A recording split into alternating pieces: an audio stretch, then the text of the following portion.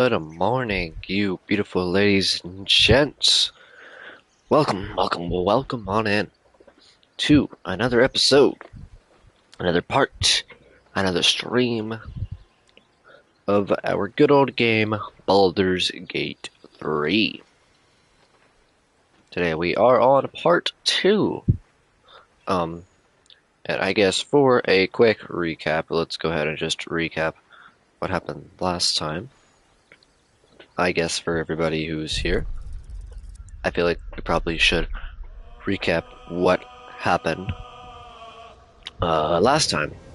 So last time we had started our game, created our character, which, if you remember, was a human fighter with the noble background, and he has a whole backstory tied to him. Well, not like a whole backstory, but he's got a good little bit of backstory tied to him. And if you wanted to hear about that, make sure that you make sure you have watched the first part and whatnot, because we explain what little background we gave him.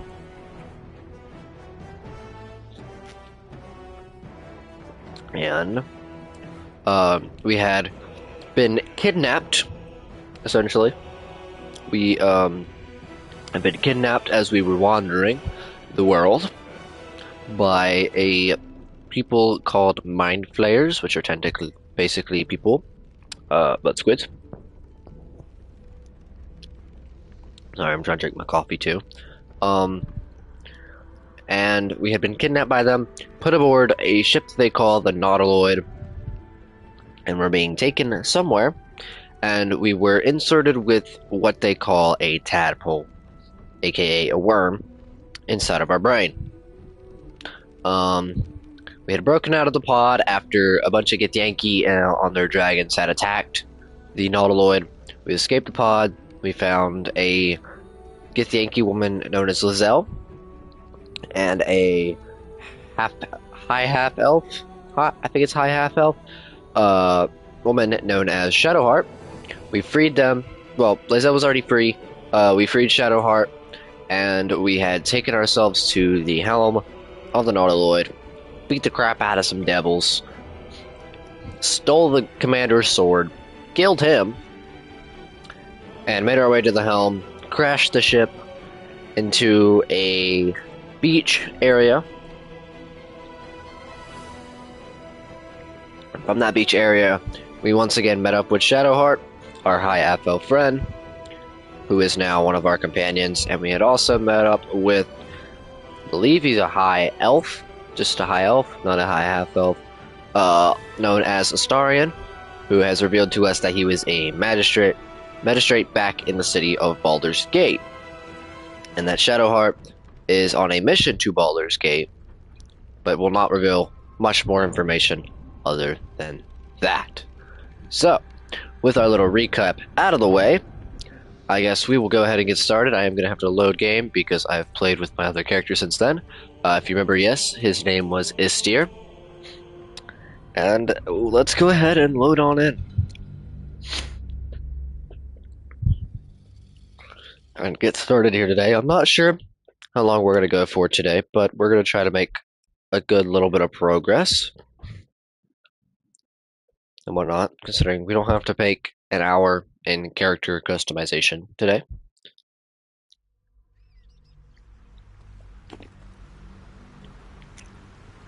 But that is okay. We will still go ahead and get started and do as much content as possible. So, since we did a little bit of a story recap, let's go ahead and do our character recap. So, here we have Istir. He currently has for armor some scale mail and this leather helmet, as well as the Everburn blade that we got from the commander on the ship, and he has a short bow as well. You can see our stats here on the right side. Pretty decent stats. For now, of course, we are at the starting of the game, so the stats are A-okay. I do need to quickly go into options and turn the tutorials back on because I had turned them off when we were doing that playthrough. When I was doing my other playthroughs, I had turned that off. So one thing I also am going to turn on, essentially for this playthrough, as I'm doing with my other playthroughs, is these reactions. I'm going to toggle them to ask.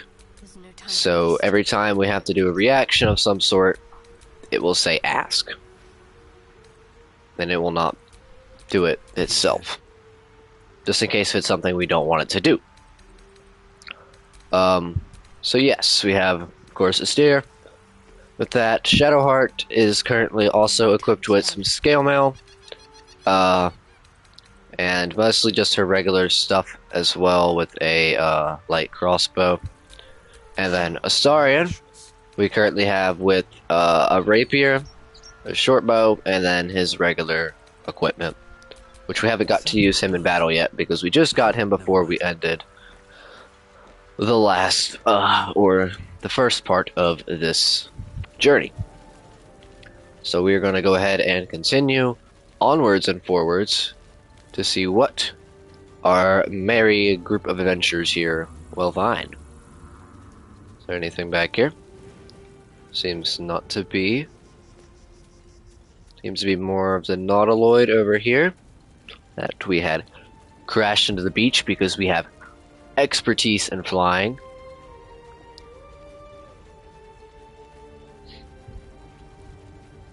Let me make sure. Starion is a high elf, right? Yep, high elf, and then high half elf for Shadowheart, and then we're a human.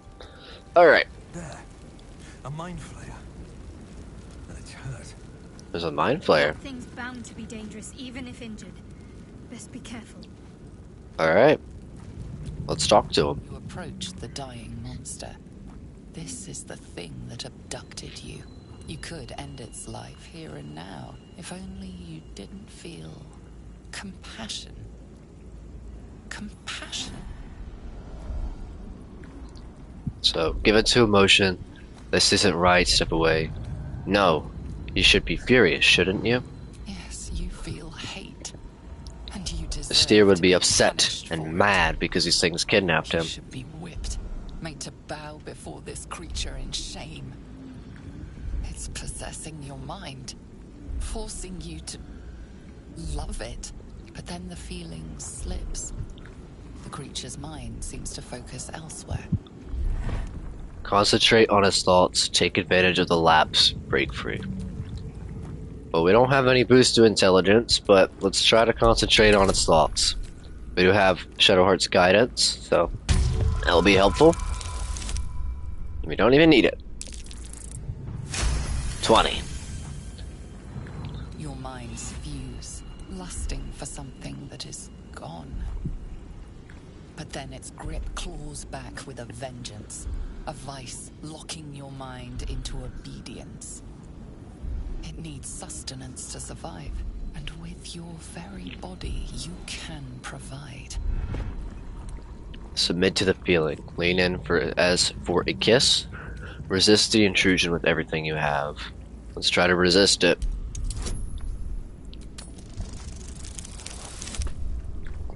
Nicely done. That's a 15.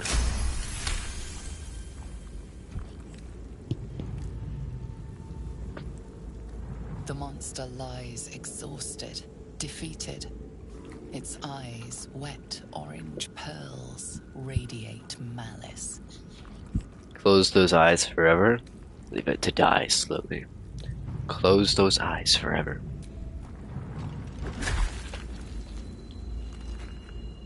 Steer would be mad, bro. These things kidnapped him. Monster. Death is too good for it. Galstic bulb and a potion to heal. Okay. Alright. Is there anything up this way, maybe?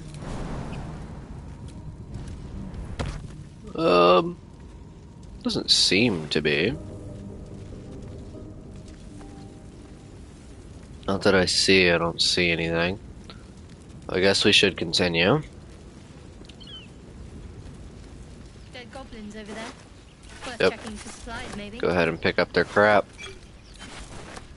Could be useful.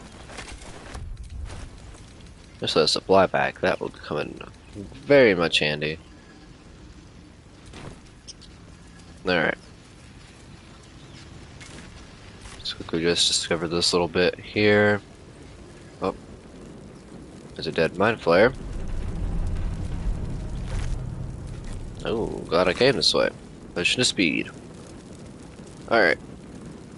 I guess we will now go up to this portal. What's going on with that rune? Rune. Ancient Sigil Circle.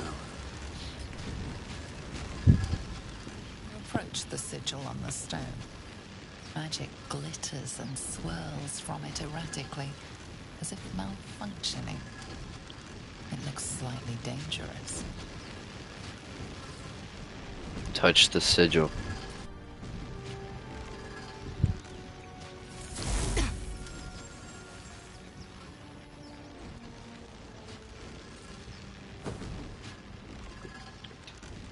A hand? Anyone? There's a man. Who are you? Slap the hand, grab the hand and pull, it's charging and just slip into his fate. Who are you? Just your average traveler stuck between realms. Pull me out, and we'll get properly introduced. Grab the hand and pull. Add the guidance to it. Don't need it. There we go. That's it! Go on! Keep pulling!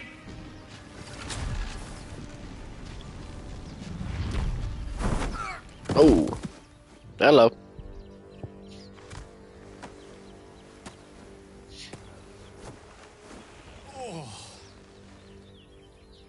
Hello. I'm Gale of Waterdeep. Apologies. I'm usually better at this. No need to apologize, you're alright. At introductions, at not wasting the time passing adventures, I certainly am so. At introductions? At magic. Say, but I know you, don't I? In a manner of speaking. You were on the Nautiloid as well.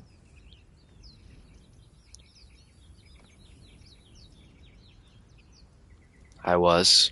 Yes. And I can only assume you too were on the receiving end of a rather unwelcome insertion in the ocular region. Go on. The insertee we speak of, this parasite, are you aware that after a period of excruciating gestation, it will turn us into mind flayers? It's a process known as ceramorphosis, and let me assure you, it is to be avoided. You don't happen to be a cleric by any chance, do you? A doctor? Surgeon? Uncannily adroit with a knitting needle?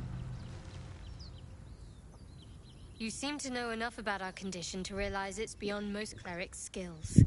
Most, no doubt, but I find myself hoping to be in the presence of the few. You don't happen to be one of them. I was gonna ask you the same question. Can't say that I am. My hands are better suited to less delicate pursuits. I can offer you a swift end, but I can't cure you. As we've established, few enough can. It's not exactly a common affliction. We're most certainly going to need a healer, and soon, too. How about we lend each other a helping hand once more and look for a healer together? Sounds like a plan. You're welcome to join me. Most excellent. A parasite shared is a parasite halved, or something to that effect. Right. But before you think you're about to embark on a journey with most ill-mannered a man, thank you for pulling me out of that stone. It was an act of foresighted kindness, I assure you. For I have the feeling ample opportunities will present themselves for me to return the favor. Alright. Journal updated, the Wizard of Waterdeep.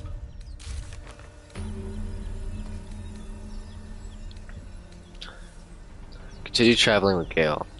A wizard named Gale joined the party. He claims to have been on the Nautiloid, which means he's infected too. Alright. We got Gale, who is a wizard.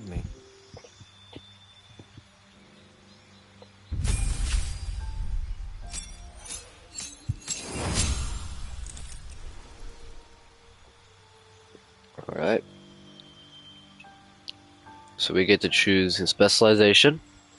He gets a health increase from 8 to 14. Gains 1 level 1 spell slot, which are restored on long rest. Right now he is... This is all changed a little bit. So, subclasses, we have Abjuration. You twist and harden the weave into arcane wards to protect yourself and others. Learning Abjuration spells from scrolls only costs you 25 gold per spell level, not 50. Arcane Ward. The residual magic of your spells forms a ward around you that protects you from harm. Blade Singing. A master of wizardry and swordplay. You combine the elegant maneuvers of a warrior with the devastating magics of a mage. So he gets performance proficiency, blade song power, resource use, cast blade song, training in war and song. You gain proficiency with light armor, and in the performance skill you also gain proficiency with daggers, sickles, short swords, rapiers, scimitars, and long swords. Blade Song. Invoke the Blade Song. You gain a +2 bonus to armor class, and your movement speed increases by 10 feet. You also gain advantage in acrobatics and a +2 bonus to Constitution saving throws. You also unlock Blade Song Climax and the ability to accumulate Blade Song charges in combat. You can wear medium or heavy armor or shields while blade singing. You must be wielding a dagger, longsword, rapier, scimitar, short sword, or sickle. Then we have Conjuration. Compelled by shape and motion, your favored arcane style involves summoning creatures and objects, as well as displacing them in space. Learning Conjuration spells from scrolls costs you 25 instead, not 50. Minor Conjuration. Create water. Call forth rain. It extinguishes exposed flames and forms a water surface. Divination. You peer through time itself and can sculpt the future, like temporal clay, into a more favorable form. Learning divination spells from scrolls costs you 25, not 50. Portent. Your dreams grant you glimpses that let you influence the future. After each long rest, you gain 2 random portent dice. During the day, you can use your reaction to change the dice of any attack roll or saving throw rolled near you to one of your portent dice. Each portent die can only be used once, and you lose your unused portent dice at the end of the day. Okay. We have Enchantment. Your magic influences, beguiles, and bends the will and conviction of those around you. Learning enchantment spells from scrolls only costs you 25 gold per spell level, not 50. Hypnotic Gaze. Charm and incapacitate a creature. It cannot attack you, it cannot act. You can maintain your hypnotic gaze each turn to extend its duration. The condition ends upon taking damage. They have Evocation. You are known as an evoker, striding unharmed through the unfettered chaos you call. Learning evocation spells from scrolls only costs you 25 gold per spell level, not 50. Sculpt spells. Create pockets of safety within your evocation spells. Allies automatically succeed their saving throws against these spells and take no damage from them.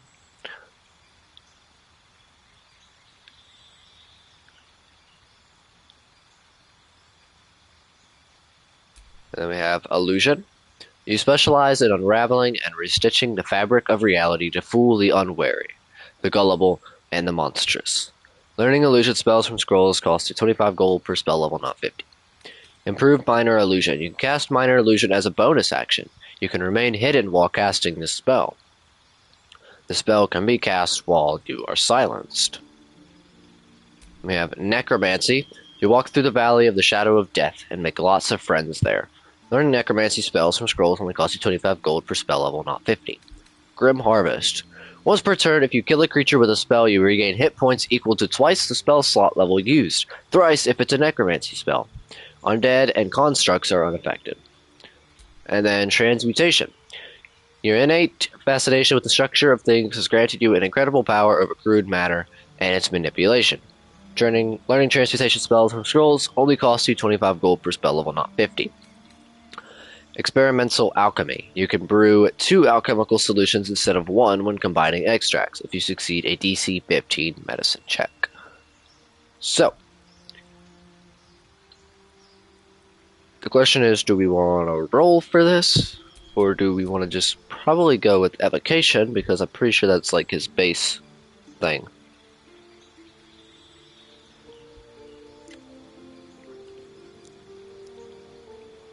let me take a gander at something really quickly.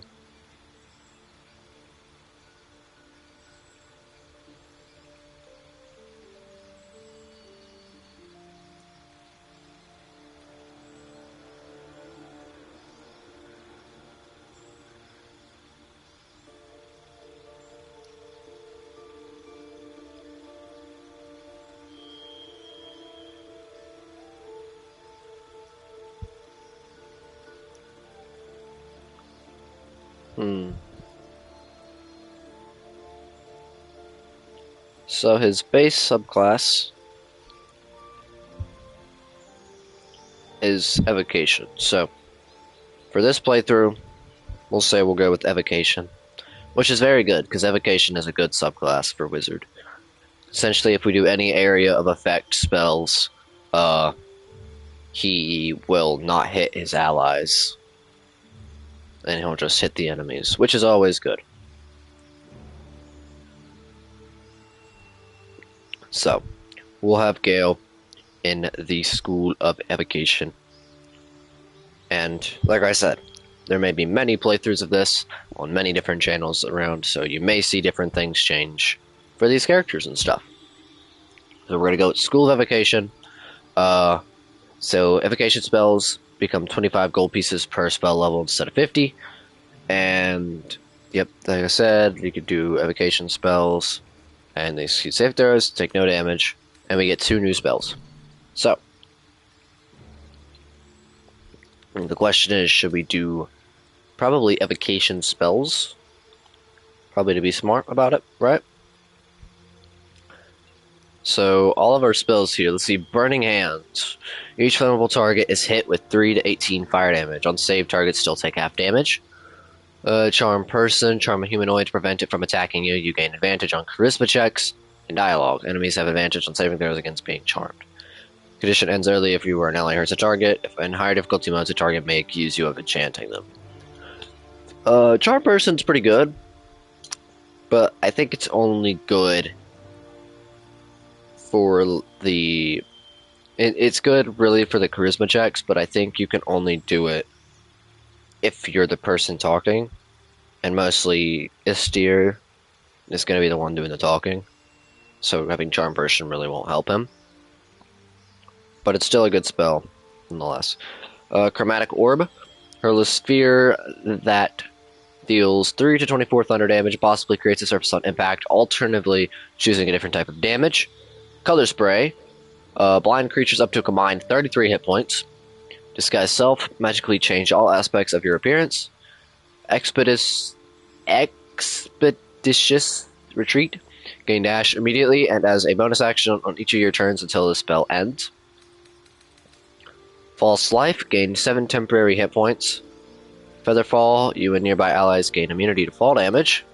Find Familiar, summon a familiar, a face spirit that takes an animal form of your choosing. Ice Knife, throw a shard of ice that deals 1 to 10 piercing damage. It explodes and deals 2 to 12 cold damage to anyone nearby. It leaves an ice surface. This spell can be cast while you are silenced. On miss, the shard of ice still explodes. Enhanced Sleep, triple a creature's jumping distance. Long Strider, increase the creature's movement speed by 10 feet. Magic Missile, shoot 3 magical darts, each dealing 2 to 5 force damage. They always hit their target. Protection from evil and good. Protect an ally against the attacks and powers of aberration, celestials, elementals, fae, fiends, and undead. The target can't be charmed, frightened, or possessed by them, and when these creatures attack it, they have disadvantage. Ray of Sickness, 2 to 16 damage, poison, possibly poisons the target. Shield, when you are about to be hit by an enemy, increase your armor class by 5, you take no damage from Magic Missile. Tasha's Hideous Laughter, leave a creature prone with laughter without the ability to get up. The creature must have an intelligence of 5 or more. The target can try to shake off the effect each time it takes damage. So, I think maybe we should dabble in some evocation, right? So, evocation spells here would be Burning Hands, Chromatic Orb,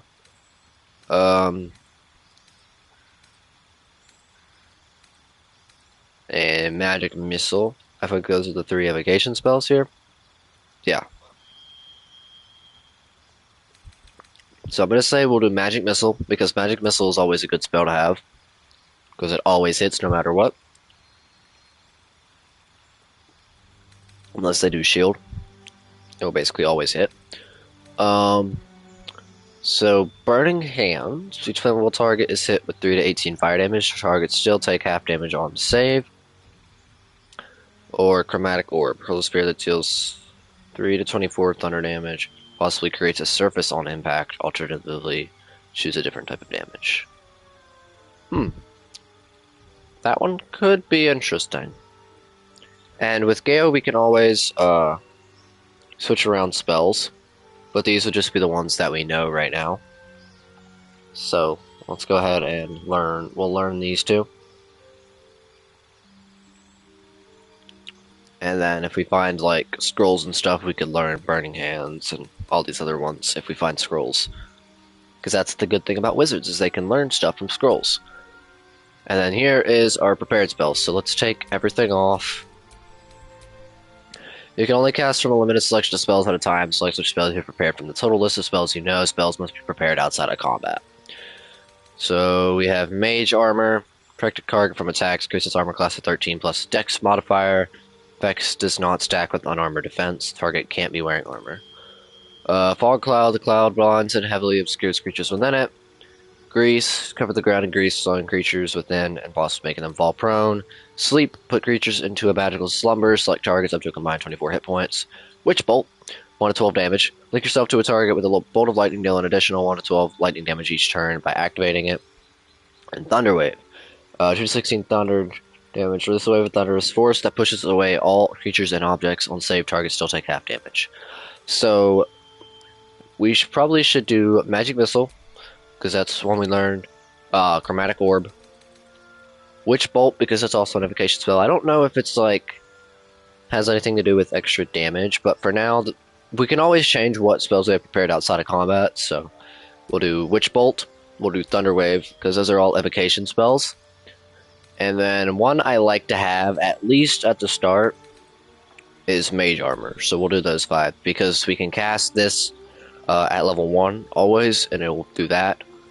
And Gale's Dexterity modifier is a +1 because he's at 13, so his armor class will go up to 13 plus the Dex modifier, so it'll be sitting at 14 instead of, I think, his base, which is 11.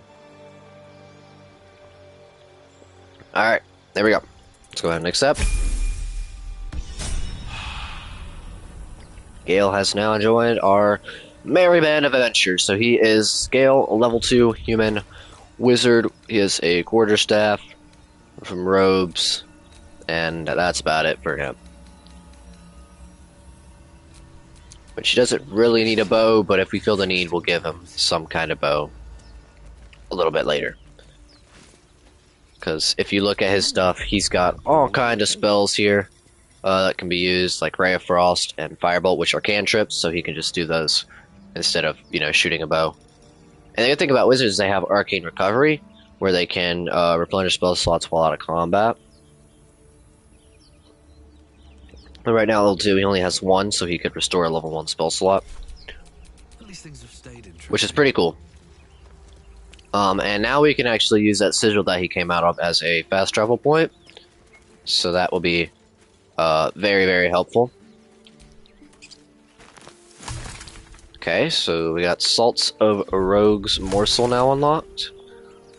So now we have a new salt that we can make, and we also need a Salt of Rogue's Morsel to make potions of healing. So that would be very, very nice to keep in mind. Okay. So we'll tackle whatever that is in a little bit. Let's keep looking here. Torn Net Trap. Must have been here a while. Alright, what is up here? There is, I think, something over here that I want to see if we can grab really quickly. I know I'm doing a little bit of metagaming here, but it's important that I grab this now. And that is this shovel right here. I hear shouting up ahead. Yep, and we will get to that a little bit later. But I want to grab that shovel because But be careful. with this shovel, you can dig up wondrous bounties hidden beneath the earth, like this. And with survival, as you walk around the world, you will find dirt mounds that you can dig up. So I wanted to make sure we have a shovel on hand so that we can do that whenever we find more of these dirt mounds. So for that, we got some gold, a silver goblet, and thieves' tools. Not gonna go this way just yet. I'll leave that till later. But we will take a gander at some of this other stuff here. Is there anything inside of this cart, maybe? Nope. Oh, So let's leave it. Zoru was right. Yellow as a toad, Lae'zel. twice as ugly. The thing's dangerous. Leave it for the goblins to kill. Free Lae'zel. And if it escapes, how will you... Oh, a guest. Your skull pounds in response to the prisoner's white-hot stare. Her lips don't move, yet you hear her voice. Get rid of them. Another demanding for a woman in your position. Why should I? Don't worry, I'll get them out of here one way or another. This creature is dangerous. Get out of here, leave it to me. Shoot the trap down. We must kill it before it harms someone. Attack the tieflings. Rather demanding for a woman in your position. Why should I? Your words flow to her, though you never speak them aloud. I know what grows inside you, and I know of a cure. Remember how keen she was to leave me to die in the Nautiloid? We can't trust her. Hold on, guys. I will be right back. Everyone stay tight. I heard something go on in my house. I'll be right back.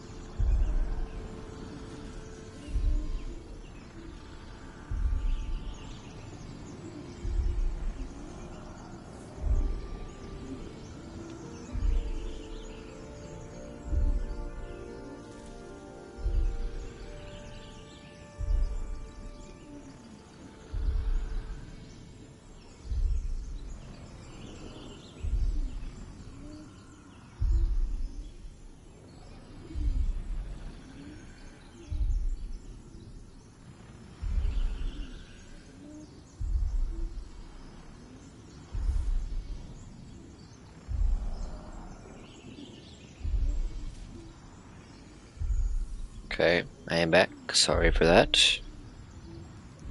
So this creature is dangerous. Get out of here. Leave it to me. Shoot the trap down. We must kill it before it harms someone. Because she does have a cure. Problem is we have a -1 in charisma, but we do have persuasion and deception proficiency. So either of these could work. Let's do persuasion. Shoot the trap down. We must kill it before it harms someone. We'll add Shadowheart's guidance. Alright, nice.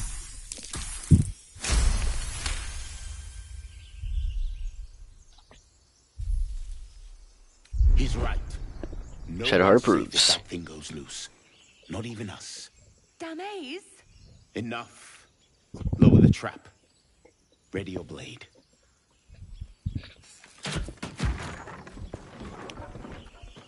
You've but one chance. Join me or die.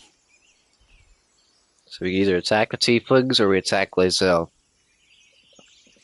Well, we met Lae'zel in the Nautiloid, and she seems to, and she said she knows of a cure. And Estira wants to get this thing out of his head.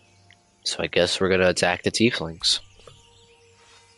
Starry approves, Shadowheart disapproves. Lying rat. Ooh, Charlatan Flexible Diplomacy is Starry inspired. You can knock out enemies instead of killing them. Open action radio menu toggle on non-lethal attacks. Okay, so it's basically saying we could try to knock these guys out instead of killing them, which I've actually never done that before, so I might be intrigued to try that. We need to get some stuff in our journal, so let's read that really quick. Free Lae'zel. So I didn't get to read. Can I read this stuff? Okay, I can. Resolve the conflict. Lizelle said we found Lizelle the Githyanki from the Nautiloid trapped in a hanging cage. 2 tieflings are deciding what to do with her. Lizelle said she knew of a cure for the parasite. We won't find out what it is unless we help her get rid of the tieflings. We convinced the tieflings to help us kill Lizelle and defeat the tieflings. After Lizelle was released, we sided with her against the tieflings. Okay. And then we also got a inspiration point for Astarion here. Flexible diplomacy. Betray the tieflings after convincing them to free Lizelle. Alright. So let's go ahead. Astarion. We're going to try to knock them out if we can. So let's go ahead and do that. Sneak attack. Range. Move out of enemy sight and hide. Hidden assailants get advantage on attacks. Okay, so we would have to get up there if we wanted to try to hide. Then we'd have to waste an action on that. I'm not really able to do much of that. Oh no, we have cunning action, hide. I guess we don't have too many bonus actions, so we could try to hide. Okay, they still see. Enemy sightlines. Avoid enemy sightlines highlighted in red while sneaking to remain hidden. Heavily highlighted red areas will immediately reveal your position. I thought maybe we could do it. So let's, I guess, just do a regular bow attack, because we don't have sneak attack anywhere. Let's go for the guy up here, maybe? Alright. Solid.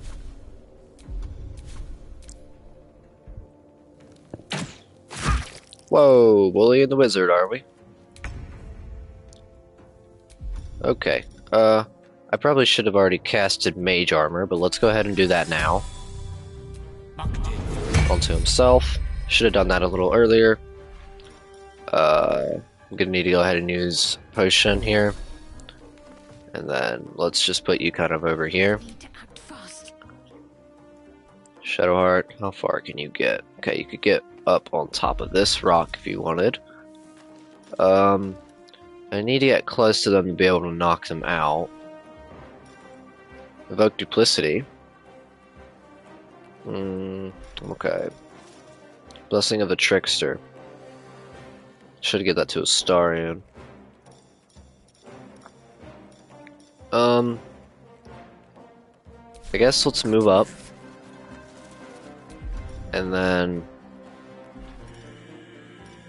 we could do Charm Person, but that would waste a spell slot. Let's do Sacred Flame on this one if we can. Okay, they made the save. That's fine. I'm assuming Lizelle probably doesn't have non-lethal on. Yeah, I would assume as much. So that one's dead. I don't think I can get close enough to hit, but we can see if we can. Okay. So I would have to hit it for 18 for me to actually do anything here. I could also pommel strike it too. Alright. Got that. I don't think I'm not gonna do enough damage. So let's save the pommel strike. Sneak attack, adjacent ally. An ally is within melee distance of an enemy, allowing you to sneak attack it for more damage. So we could get up there and sneak attack. We have non-lethal on, so I don't know if it will kill, but let's find out. They're on 1 hit point. Possibly throw your enemy off balance. Alright, let's just do this then. Alright, so we knocked that one out. The tadpole hasn't The other one is dead, though. Senses. Auspicious. But the longer we wait, the more it consumes. My people possess the cure for this infection.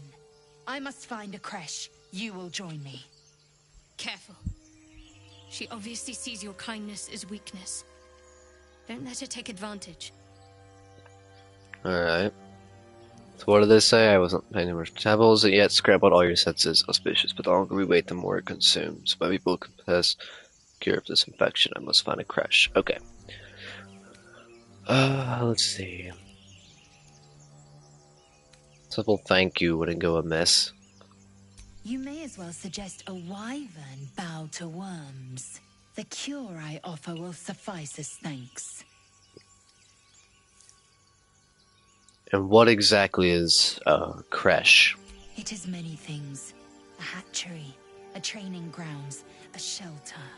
Githyanki protocol is clear. When infected with a Gaith tadpole, we must report to Augustil for purification. Alright. We journey together.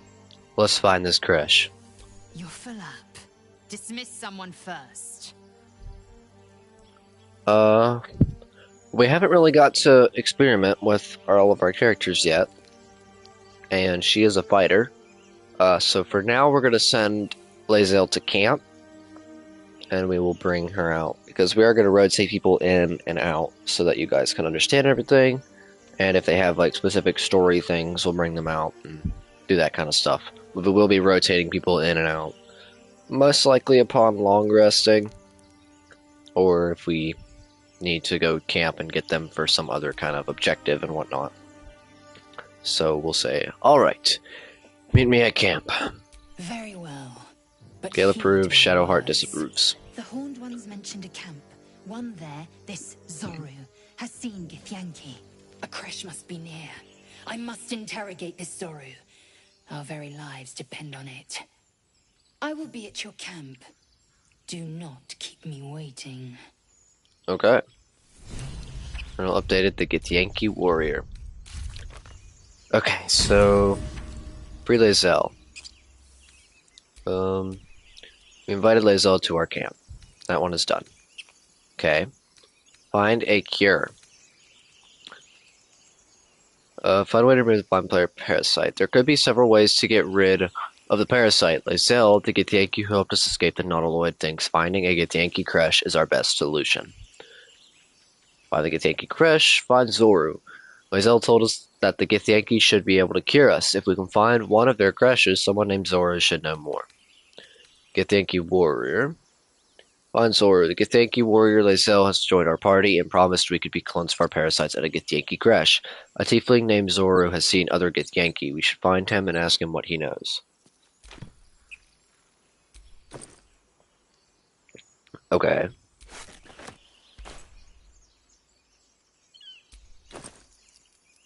Let's go ahead and take their stuff. Sorry, tieflings. Guess we can turn non-lethal off now. Should we finish the job on this one? I feel like we can't have the two of them report back, you know what I mean? Like one's dead and one is alive. I feel like we might get in trouble. But hey, it's all in the fun of the game if we do. And we'll see what kind of choices happen depending on what happens there. You know what I mean? That's how this works. Things could go from bad to worse. Alright. You! Not another step, hear me? Boss! Got company up here! What's this then? Trying to creep around us and loot the crypt? Not happening. Or is it the ship you're after? Don't What? matter either way. It's ours. All of it. I mean no harm. I'm just looking around. That ship is full of monsters. I wouldn't go near it. I think that ship's an invasion force. Run while you can. The only thing you owe is your life. Leave before I take that too. Take your best shot. You'll only get one. So, I'm assuming by ship they're talking about the Nautiloid, right?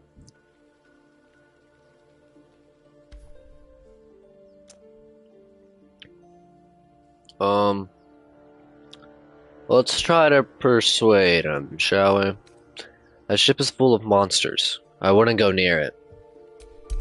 I mean, I'm not technically wrong. It was full of monsters at one point in time. Okay, so 7, 9, 12. Well, in that case, come on, you lot. No point in getting killed. Second worm gets the cheese and all. Second mouse gets the cheese, no?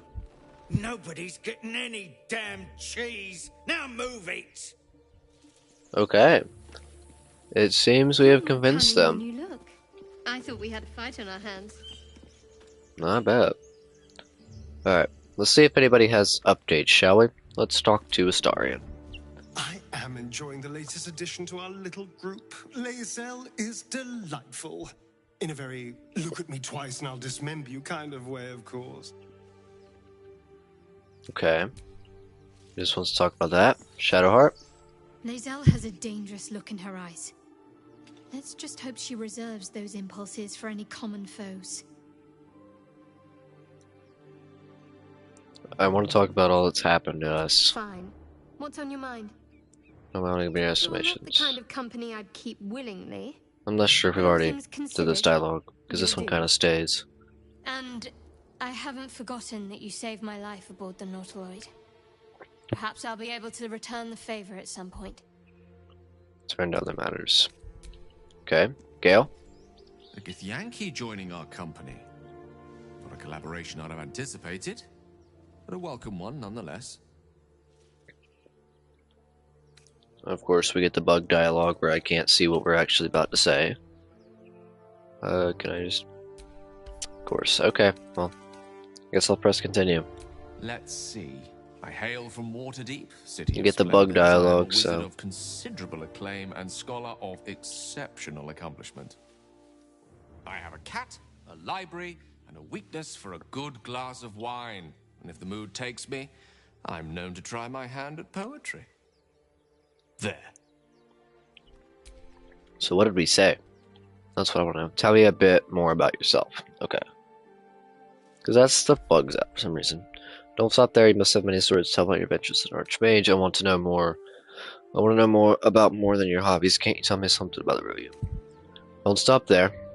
You must have many stories to tell about your adventures as an Archmage. Didn't that paint enough of a picture? I'm peering into his mind. If you won't open up, you'll sneak in.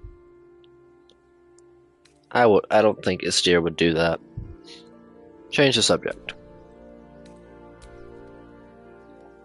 I don't think Istir would go peering into his mind.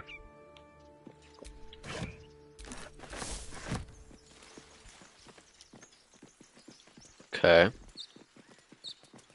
Got a plaque. Time and the elements have left the plaque unreadable. Alright. I guess we will look around a little bit here. Dragon egg mushroom. Recipe unlocked. Ashes of dragon egg mushroom. Now we have another ashes. I haven't found any vitrals yet. Vitrals, or we haven't found essences. Okay. There is a door over here, so we can maybe go into this area here. We did have some things to unlock, right? Not only crash agent, explore the ruins. Find a way into the ruins. We met some bandits near some ruins. They've been trying to break into a crypt with no success. Whatever they're after is probably still inside. Okay. Guess we'll see if we can find whatever they're after. Torch, rope, wall, dagger, thieves' tools, trap disarm toolkit. Garrett. Anything's in here? Nope. Alright.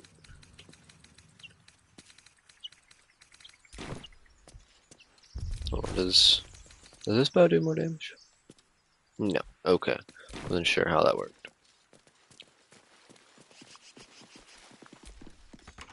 Thank you, Gibblebook. Oh. Everything all right out there? Let me in now. Gibbleblock ran, your friends abandoned you. Yes, it's me, let me in. Gibbleblock triggered some trap. He needs help now.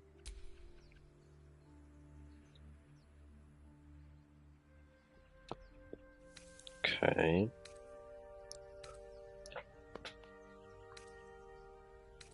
Gimblebach triggered some trap. He needs help. Now. Hopefully this will work. Nope.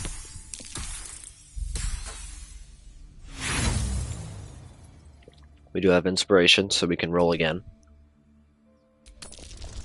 Better number. That's better. Come on. There we go. Oh, I told him it wasn't safe out there. Get inside and I'll rustle up some bandages. Charlatan, cheese your way through. Astarion is inspired. Nice. Cheese your way through. I can't see what it says. Talk your way past the bandits and enter the chapel. Nice. Astarion's getting some nice inspiration. Alright. We're in for a fight. Surprise. Your enemies are surprised, cannot take actions, reactions, or move on the first round of combat. If you surprise these enemies with an attack, your action has been used for this round. Surprisingly, we didn't. So. We'll update it. Explore the ruins. Investigate the ruins. We found a way into the abandoned ruins. Alright. So can I get sneak attack? No. If I move behind him, I probably could, right? Because then I'm technically out of his line of sight. And then I could do hide. Oh, he's threatened. Okay. Now do I get sneak attack? Okay. So let's hide. And then sneak attack. Sneak attack advantage. You have an advantage on attacking an enemy, letting you sneak attack it for more damage. Nice, Astarion. 14. Pretty good, pretty good. Alright, let's just go ahead and firebolt. Nicely done, Gale. Bandit's key. Bottle, leather armor, torch, short sword. Alright. Darkness. Use a light source like a torch or the light spell to see in the dark. Creatures with dark vision don't need an external light source. Well, it's not really that dark in here. The air's stale. It's been centuries. Like, it's acting like it's dark, but it's really not that dark in here, to be honest. Who are those prayers for? Normally the patron god is obvious. Right. Not here. Let's see what we got here. Plaque. Ancient, indecipherable text covers the plaque. Row of books. Death and Divinity. A godly guide. Death is too powerful a force for even a single god to contain. It is a duty that has been passed from hand to hand, splintered into smaller pieces. Disease, war, funeral rites. But there must always be an overseer of the cycle as life falls away.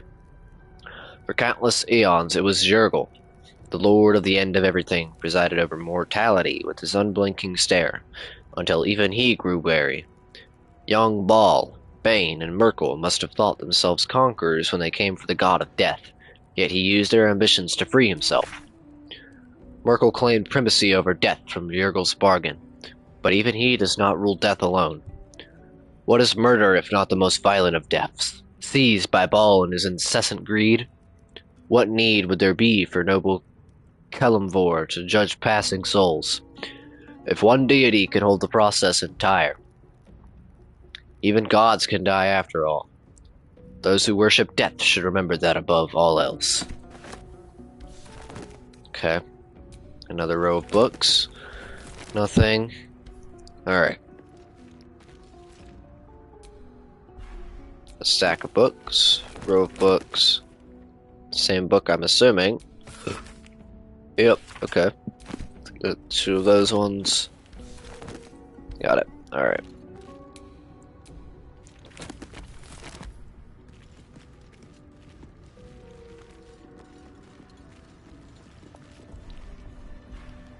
Okay, we got a supply pack. It's always good. Waterhaven cheese wheel. Dried sausage links. Waterhaven cheese wedge. Looter's trunk. So we got some gold, a cup, some plates, and glass chalice. From wine, that would be good. Okay. Anything else that's useful? Not from what it seems. Nothing there. Gold piece. Shelves. Oh, there's another cheese wedge. Let's grab that. More shelves. Oh! I did not know that's what that was gonna do. Alright. I think for the most part we've searched what we can here. Another shelf. Alright. I guess we should continue. Obviously they were looking for something. Oh.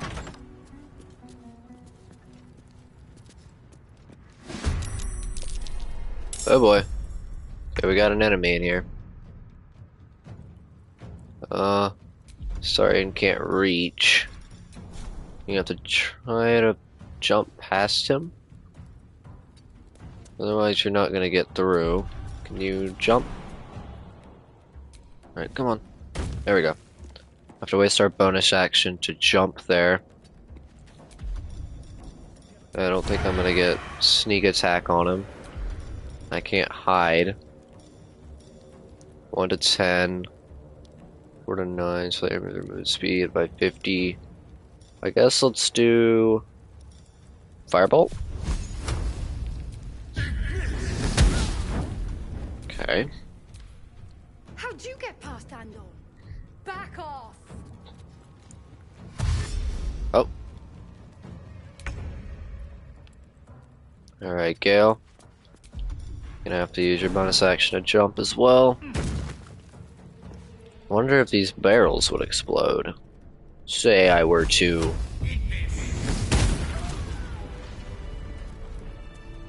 Nicely done.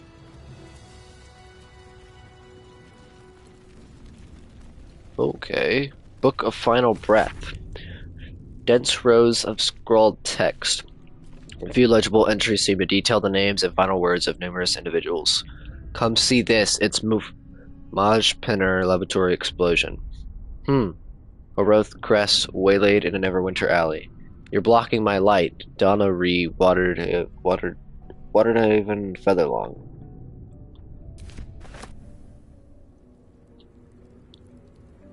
Assuming that's where they die, probably. Or where they're from, maybe. And a torch on the ground. Some thieves' tools. Basic poison, thieves' tools, gold, trap disarm toolkit, leather armor, dagger, and short bow. Okay. Anything in here? Alright. There's a plate. Nothing there. Nothing. Ooh, the unclaimed. In life, her service had been impeccable. Daily did she devote herself to the Lady of Loss. Daily did she free herself from the tyranny of memory. All in time was lost to her. Her relations, her preferences, even her own name. Upon the altar of her devotion placed she the ultimate offering, her emptied mind. And when she died, when she awoke in death and found herself standing in the pale and faded city of judgment, she waited for the Lady of Loss to retrieve her. A million souls and more passed her in colorless gusts. But no hand materialized in her. No hand materialized in her hand. No voice whispered instruction in her ear. No guidance preferred itself from the bleached and barren sky. Time, immaterial time, passed around her like air, coming and going, and still the goddess did not come for her devotee. Kelemvor pitied her, as much as the Lord of the Dead is able, but could not intervene. This cleric of the Lady of Loss, unclaimed despite her worthiness, might yet have one more lesson to learn, that not of forgetting, but being forgotten.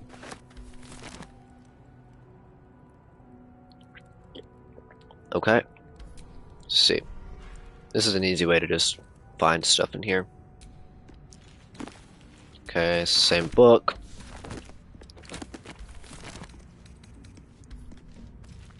I'm gonna try not to read the same books multiple times, but things happen.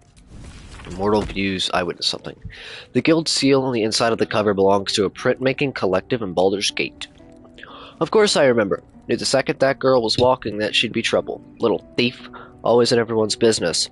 And that ward of Gorian went right along with her. No surprise a wicked god's blood was running in their veins. Anonymous. Candlekeep.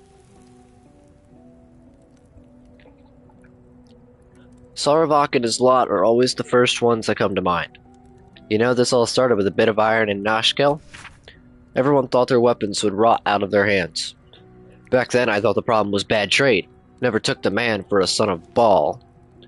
Omnian, mercenary, interviewed on his deathbed. You dare speak that name to me. My mistress was turned to ash fighting those forsaken wretches. I curse Baal, I curse Irenicus, and I curse you. Hostile vampire. Athkatla slums. The five tore Tethir to pieces. I don't think anyone expected more ball spawn showing up would fix the war that a pact of them started. Then again, they were all inclined to killing each other, eh? Good riddance. Here's hoping every last one of them has been wiped off the face of Faerun. Saradush merchant, retired. I'm not authorized to be talking about any murder with someone like you. Take it up at the sea tower if you want to argue. But honestly, who cares if a ball spawn got it stuck to them? Their father's the killing type, after all. Flaming Fist Gauntlet, Baldur's Gate. Several hundred more interviews follow, most of them terse. Review eyewitness accounts of the ball spawn crisis. Alright. Shabby wardrobe. Ooh, scruffy vagabond clothes, destitute clothes, rags. So those are some camp clothes we could check out when we go to camp to rest. We could check out which ones we like the best. Even though I'm probably going to stick with the regular clothes just for this playthrough at least, so that we're not doing too much stuff here. I believe we've read all of these books that we've picked up so far, so just trying to make sure. Alright. This door is locked. How does it open? Okay. Explore the ruins. We found a locked door, but it doesn't have a keyhole. There's got to be something interesting behind it. Okay. Oh. Okay, well we found more people. Alright, let's see if we can get in this room. How far can I? I'm gonna be standing right in the doorway. Alright, well nobody's looking, so I should be able to hide. And then get sneak attack. Let's see, 15, 25. You're out of range of 12, 16. Okay, I guess let's just go for the guy right in the middle here. Nice! Good damage numbers. Good damage numbers. We got here first. Not a surprise round, though. Oh god! Oh, that hurts. Okay, let's get out of the fire. Would Gale be able to get into the room? Be able to get right here. And I can't jump, so you're gonna have to stay right there. Okay, what should we do? What should we do? Can I hit this guy? No. Can I hit anybody? Can't hit you. Can I hit you? Not enough movement. I need to move slightly. Okay, so Gale can't really do anything here. I could summon Mage Hand. That's about it. I guess you can go ahead and use a healing potion to get yourself healed back up. I guess we could do that. Otherwise, you can't really do anything because you can't hit nobody.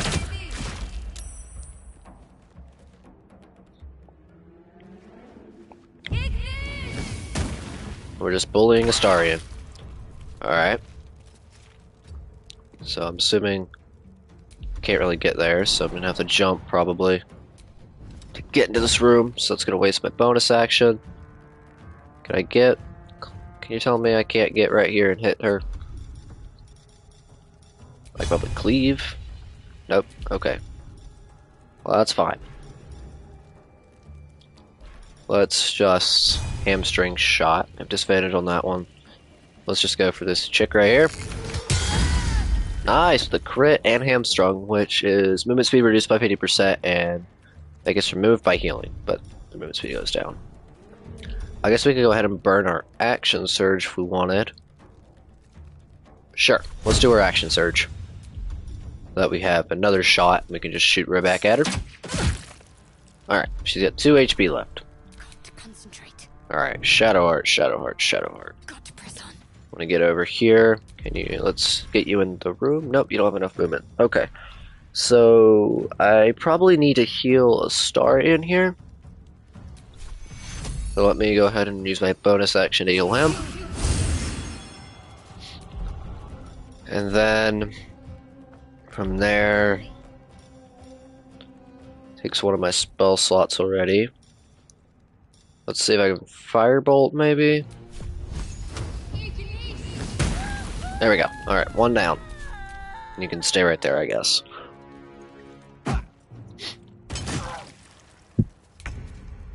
Alright, Starian.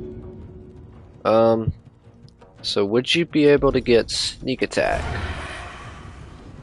No. But you can probably finish him off just with the regular attack. If I had to guess. And he got a crit. Nice. Okay. Can I get you over here?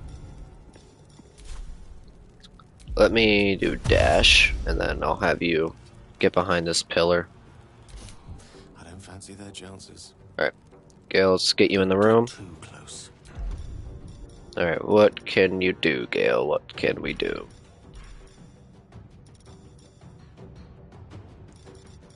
Gonna try chromatic orb, maybe? Let's just firebolt again. I feel like that's a pretty simple way to do things. Unless, actually, let's Ray of Frost. This moves. Just so you guys can see it, I don't know if we've done it yet. Ray of Frost. Boom! Oh, we got the max damage too, crit. So that does movement speed reduced by 10 feet now. Doesn't matter because you're doing firebolt. Ouch. Okay, I'm gonna need to heal. I do have healing potions, but I also have my second wind, so I'm gonna use my bonus action to do that. Heal a little bit. Can I get to anybody? Of course I can. Okay, I guess let's move here. And then we'll shoot at you. Okay. That one's down. Ready. Shadowheart, you want to get into the room? You need to heal. You have potion. Don't really want to waste another spell slot. Go ahead and... actually, I guess let's just... Should I just waste another spell slot? I'm gonna try to save it. Just see if I can do damage to you. You know what? Let's Guiding Bolt. Let's do that. 65%. 12 damage, and the next attack roll made against the creature has advantage. Shadow only has one spell slot left. Oh boy. It's going into a rage. He's gonna do more damage. Oh. Please don't kill her. Please don't kill her. Thank you. Okay, Starian, you have an ally nearby, right? So that will give you sneak attack? Yep. Okay, cool. Solid 4. Alright, and then in my bonus action, I will disengage. And I will get him kind of back here behind. I don't have any melee range spells, so I won't go for the melee. But I'll just stay right here, firebolt. Alright. There we go. And then pull up my sword and just smack him. There we go. Alright. Let's go ahead and loot the bodies. Leather armor, dagger, short bow. Great club, leather boots, leather gloves. Okay. Gold. Very simple stuff. Did we loot everybody? No. We got the mage over here. Journey through the jungle. The sun had just fallen below the horizon when I first heard its call. 1,000 reed pipes at once, whistling a single, beautiful, terrible song. Ulu Thalong, said Jaw. It's coming. Jaw dropped her pack and scurried up the nearest biter. With a bit more effort, I climbed a tree of my own, and the two of us surveyed the grassy ground beneath. Awoo! There it was again, above and beneath and all around, so close my skull vibrated from the sound. The ferns and foliage under me rippled and swayed. Jaw held a finger to her lips to demand my silence, and in one motion, it snatched her. A vine? A tentacle? It hardly mattered. The hunter had found its prey. Jaw's screams swelled, then faded as Ulu Thalong dragged her away. I leapt down to give chase, but the creature left no mark behind. The grasses were untrampled, the shrubs unbroken. I had only the memory of that harrowing call to guide me. We got a scroll of burning hands, so let's give that to Gale. How much? We can also pick up that javelin, right? That person threw. Let's go ahead and pick that up. So, with our health situation, I'm gonna go ahead and short rest so that I get my second wind back. I get my action surge back, and then we'll get some of our hit points back as well. So that will be nice to go ahead and do. So, what else do we get here? We got some leather boots. They're different than ours. Has some fur on them. Which don't really do anything special, but I guess we could wear them. Because they look cool. And then we got some gloves here, leather gloves we can put on. Those kind of match. Nicely fits the aesthetic. Forgot he threw this javelin earlier too, didn't he? Do another one. Okay. We'll get to Gale here in a second. Let's just go ahead and loot this room up. The Curse of the Vampire. Hearken close and beware the vampire. Vampire? Beware its cold beauty, beware its charm, beware its curse. Above all, beware the pale noble, for the vampire, I don't know, cannot bear to be of the common folk. How doth one protect from the beast? Walk not in blackest night, for the vampire loves these nights more than any other. If you must walk, do so by the light of our moon, and take care. Carry the blessings and marks of your God at all times.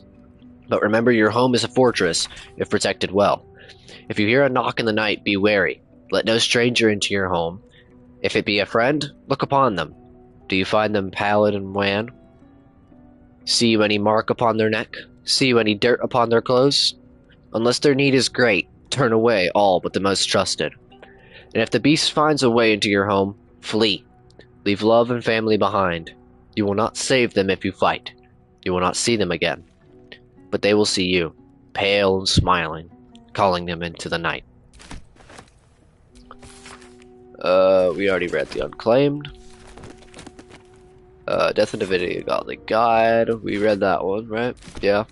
And then Unclaimed. Okay. Doodly-doo.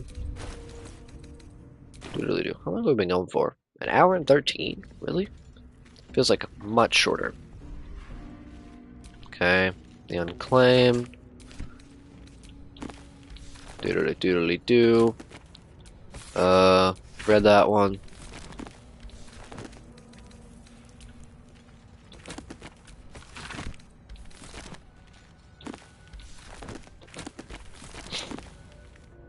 Read that one.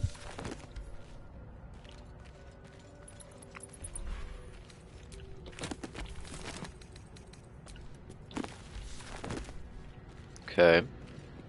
There's a plaque. You do not recognize the language on the plaque. Chapel records. Fine dust coats the pages of this weathered book. Beneath the bone white powder, hundreds of short obituaries are recorded in tiny script. Grobian Tipple, Ilmater drowning. Evian Arkinson, Ogma, internal rot. Devrin Stout, Saloon, fever. Alright. Quill, inkpot, gold. Oh, okay. Wonder if that opened that door back there. Got some candles. Alright. The Curse of the Vampire. Yep. Same stuff. Nothing new yet.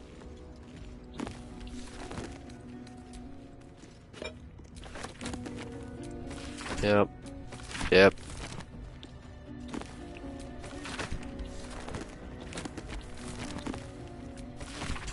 It's the same stuff for right now.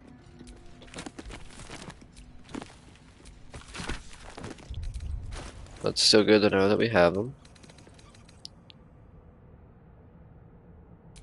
That. Trying to see if there's anything that we haven't read, but I think we've read all of these. Okay, so essentially what we can do is switch to Gale, and since we gave him the Scroll of Burning Hands, we can go to Spellbook here, and you can see we can prepare spells, but we can also learn more spells.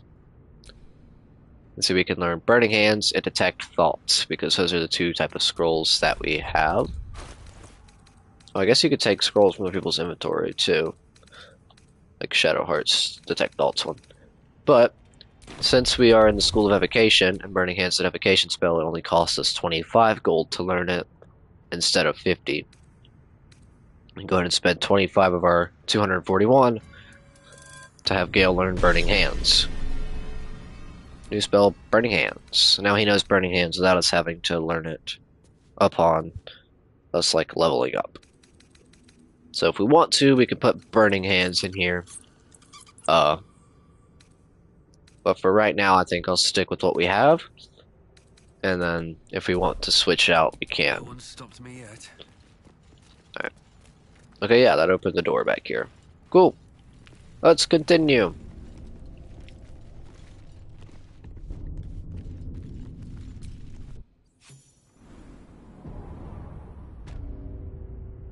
Okay. This place wasn't built for the living. Silver necklace. Explore the ruins. Okay. What do we got now? The strange door led deeper into the ruins. There are bound to be some interesting artifacts down here. Okay. If there's anything within these... Oh, I didn't mean to actually take the jug. I thought it was a vase that I could search. Plate, cup. Got a torch here. Scroll of Protection from Evil and Good. Go ahead and send those to Gale, see if he can learn them later.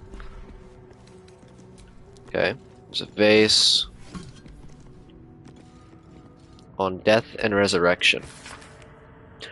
An excerpt from the ongoing metatext Rebound by Osefa Elgin, a scholar excommunicated from the Church of Denier for her heretical efforts to reconstruct the metatext. Her gods are now of lost and hidden knowledge. Of what value is a life? Far too esoteric a topic to warrant any serious critical consideration between these pages, surely. Or so it would seem at first glance. But once we push aside the mysticism and dewy-eyed sentiments so often clouding our assessment, it is clear that across all the spinning planes, each and every life does indeed have a quantifiable value. It is simply that not all are equally valuable. Consider, we already know that the destruction of our material form is not the end. If anything, our souls are more free after death, transcending planar barriers in search of a resting place that best befits our deeds, beliefs, and station in life.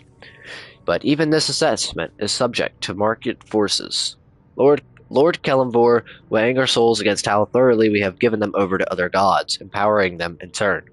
There is, of course, an alternate route. Not the end of the path, but the chance to retread it. Clerics across the realms wield the power to return life to any soul deemed worthy or willing enough. It is strange, then, that these so frequently intersect with those deemed wealthy enough, for the components for such a spell are beyond the means of most mortals. I have interviewed those who have made such a return, and in truth have found them to be of the most dull and unimaginative sort that I could possibly imagine what it is they were so eager to return to. If a true assessment of the journey is to be made, then there is simply no replacement for embarking upon it oneself. Perhaps one day this great volume of learning will make me worthy enough to walk that path, and wealthy enough to return. Alright.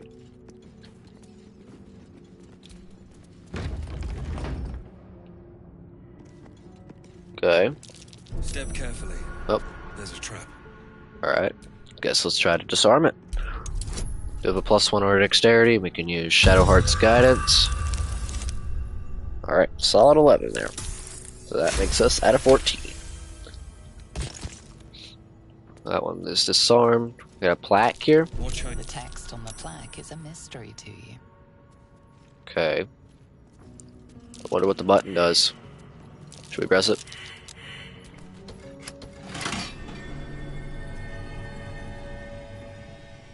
Okay. Let's disarm the sarcophagus.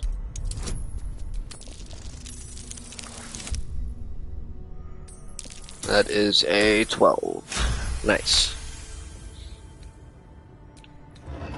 The Watcher's Guide. So it's a spear, thrown versatile. Death's Promise. When the spear misses its target, the wielder's next attack roll against that target gains True Strike. Time is dampened the spear. Machine.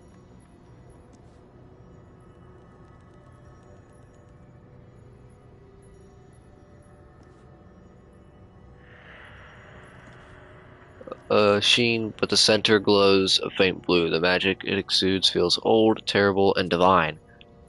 The spear was given to its previous owner for his unerring loyalty even after death.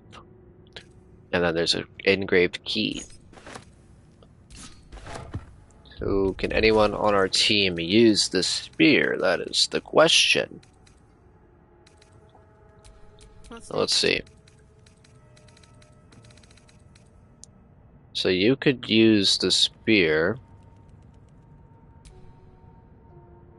Could you like one? Oh, you could one-hand it. That's pretty cool. So you would do 1d8, or you do 1d6 because you're one-handing. Well, let me see if I can get somebody that could two-hand it, maybe. Okay, so Starion could use it. And he would two-hand it.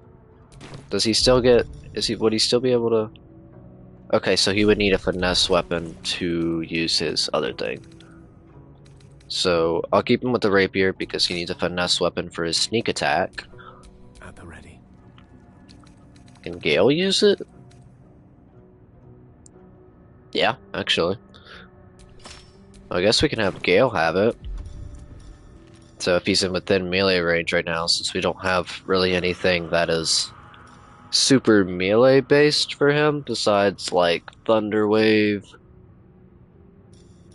That's about like the only thing he could do in melee range. So I guess we could have him with a spear, so No time to rest. if somebody gets into his face, we could deal with that.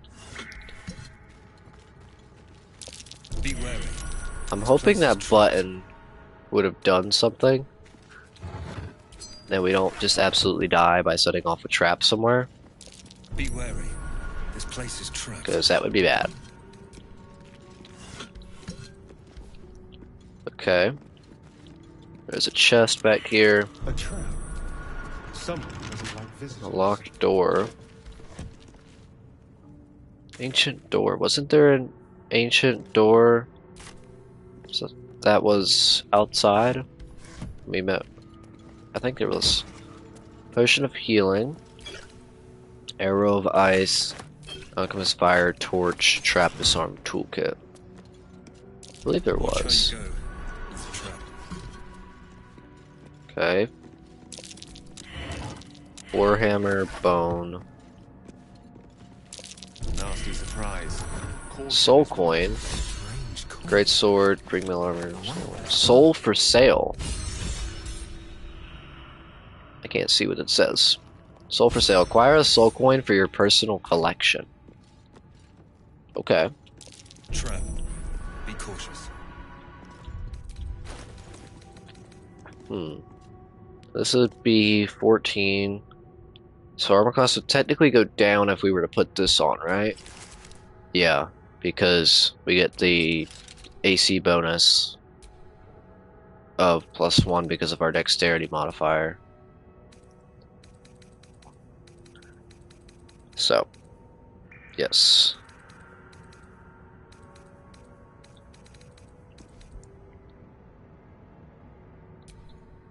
Does Shadowheart have proficiency with that, or no? No, she just has medium armor. Okay. Should we try to open this door? We might as well try, right? Don't give me trouble now. See what happens. I mean, we did it. 23.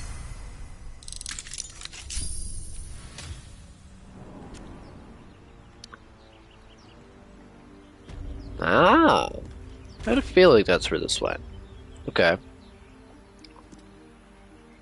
So now that we have a way back to this way, even though we can obviously just fast travel over here, because that's something we can do. I think that button disarmed the traps, because I'm literally stepping right on one. Okay.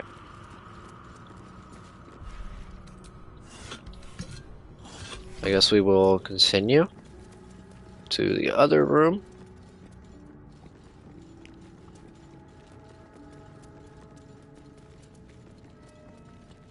Locked.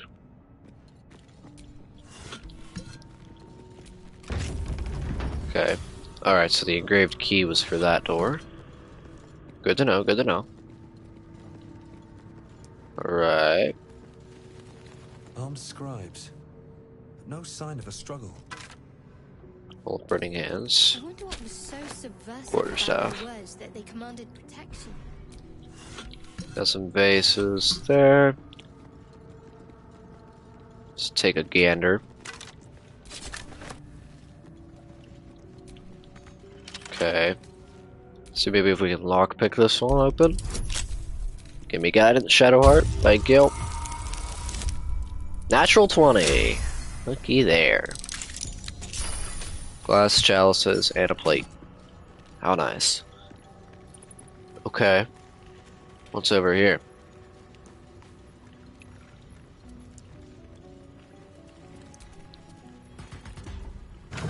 Okay.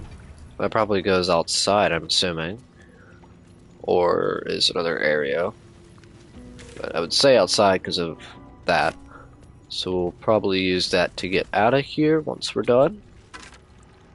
Quarterstaff. Anything in these bases? Doesn't seem to be.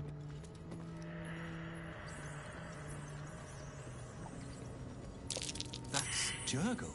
Scribe Oh. I didn't think anyone still worked. Jurgle. Okay, we got scimitar. Plaque. The inscription is in a language unknown to you. Okay.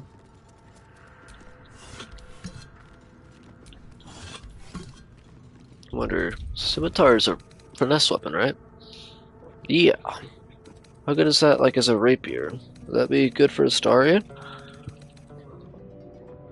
Rapier does more, it seems. So, we'll keep him with the rapier then. Excuse me. Oh. Game glitched for a minute there.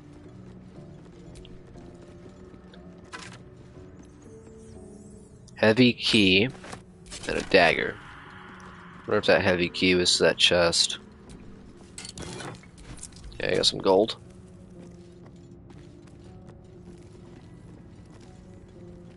Another room over here. Like this is some kind of sarcophagus has been raided. Got another soul coin. Polished rings, shield, skull, bones. Chest here. Guess we'll lockpick this one too.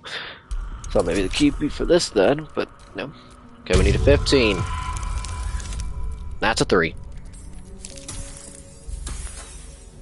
Make it an 8. Alright. Let's try again. Got a few of these thieves' tools. That's better. 18. Some more scrolls, protection from evil and good. Looks like someone wants Book to of bury Dead their secrets. Gods. Okay. Guess let's try to read it. It's far lighter than it should be with such a massive lock. Search for an arcane rune to sabotage. Smash the lock open. Well, I guess we're gonna try to smash the lock open.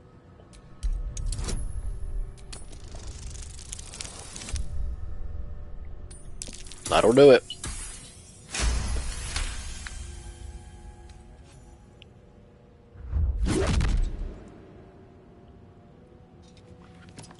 Okay.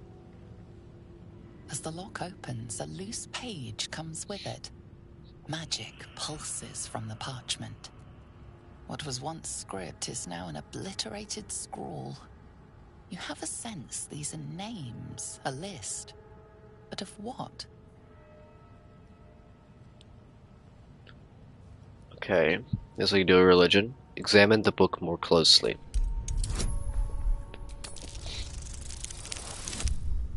There we go.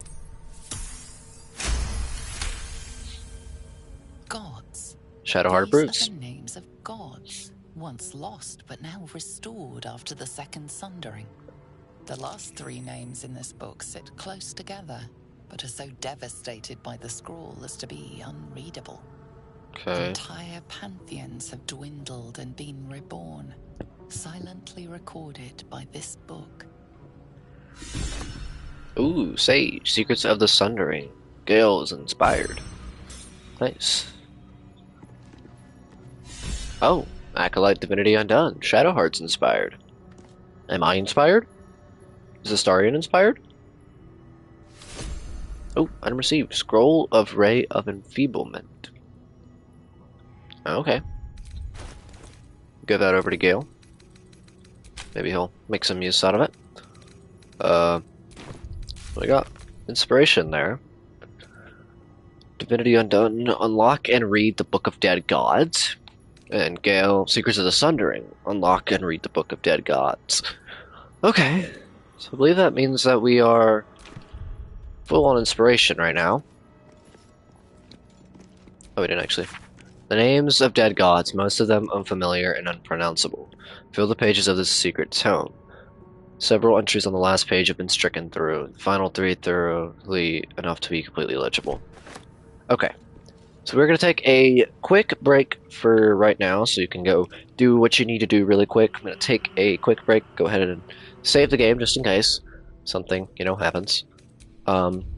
Take a quick break, I'm going to run to the bathroom, and we will be good to go when I come back. So everyone just take, 5 minutes or so, whatever, do what you need to do, and we'll be right back.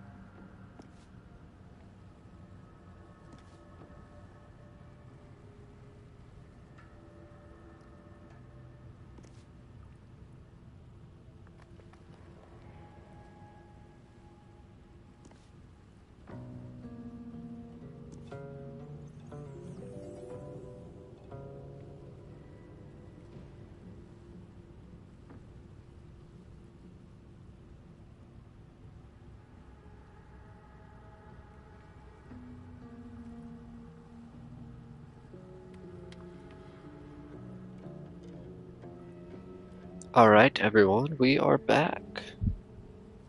Hope everybody got some snacks, maybe got something to eat, got a drink, got what you needed.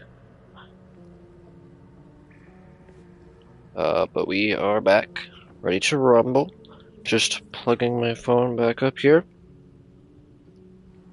and we will be good to go. Alright, let me get comfortable, and let's continue.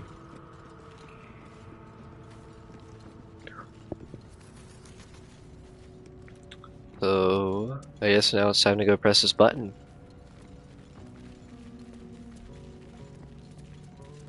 Search these vases first.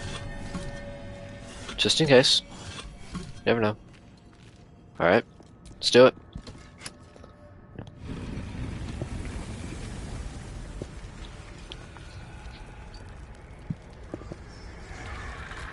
Oh god.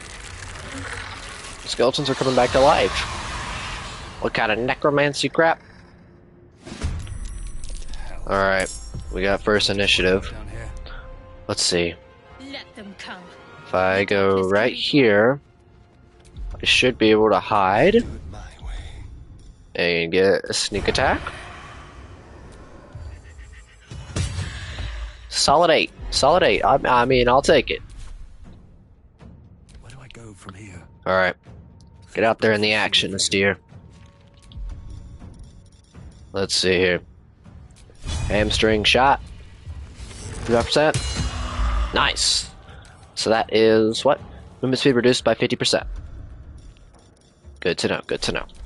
Let's save our thingy, what is it called? Action surge. For now. You know what, let's try chromatic orb, shall we? So we got acid, cold, fire, lightning, poison, and thunder. Do they have like a visible weakness? Bludgeoning damage, and they can't take poison damage. So let's not do poison. I guess let's do thunder. Thunder time. Okay, solid 8. Solid 8. I'm ready. Alright, Shadowheart. Let me get down here. What to do? What to do? What is your channel divinity? Track your enemy's illusion. Within 10 feet of the illusion, attack rolls have advantage for you and your allies. Okay. I guess let's try it, huh? So how does this work? Do I just put it within this area? Okay. Boom. Evoke duplicity. So if anyone is within 10 feet of the double, they get advantage. Okay. So we probably should stay within 10 feet of this thing, so we have advantage on our attacks. Okay, never mind, the double's gone. I should have put the double behind us. Oh crap, now we're silenced. Yeah, I probably should have put the double behind us. Oh, and he dashed, so he's not gonna be able to do anything because of his the movement speed thing. Alright. Can I go get, let's see. I'm not gonna be able to do sneak attack unless I get like over that way, which I'm not gonna make that far. So I guess let's just go attack this guy. We'll go piercing strike him. Okay, we'll flourish then. Knock him off balance, which is disadvantage on strength and dexterity checks and attack rolls against to have advantage. Another fight. Let's go. So let's go swing on him, I guess. Alright, he's down. Let's loot his corpse. Nothing, because we already looted him. Alright, let's put you there. Let's get you out of the silence so that you can cast your spells. Alright. I guess we'll firebolt. Break concentration.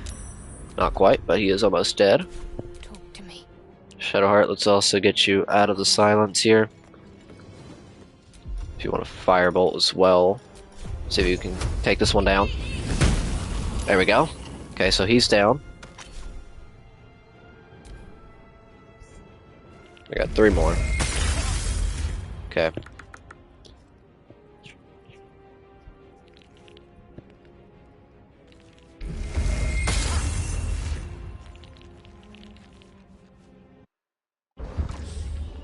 Okay, so they put another silence up.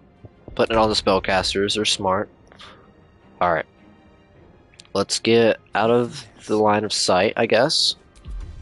And then we'll do hide. Let's see if we can get a sneak attack on someone. Can't hit you. I can't hit you either. Crap, he's too far. Okay. Hold up. So how can I get angle? I can't get angle with this, but if I'm standing up I have angle.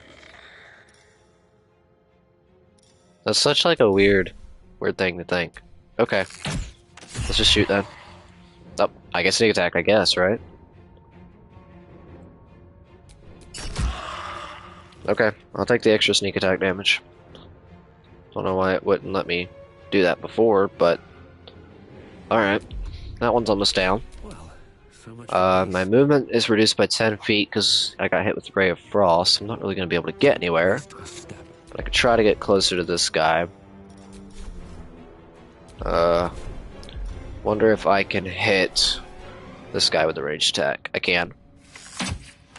There we go. Okay, that one's down.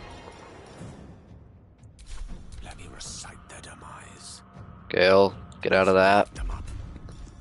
You rush attack this guy, baby? Go for it. Put that spear to use. Break the silence. Beautiful. Push him. W, Gale. Alright, let's push Shadowheart a little bit forward. And then I guess we will let's try a Sacred Flame, maybe? It's a solid 1.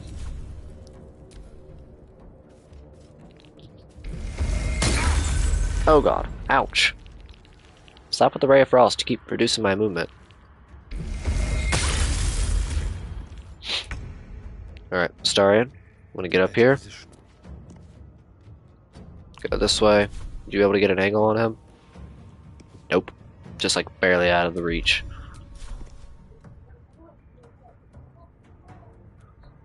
It's unfortunate. Just out of reach of that. I guess I can dash, right? Let's do that. I'll dash behind him.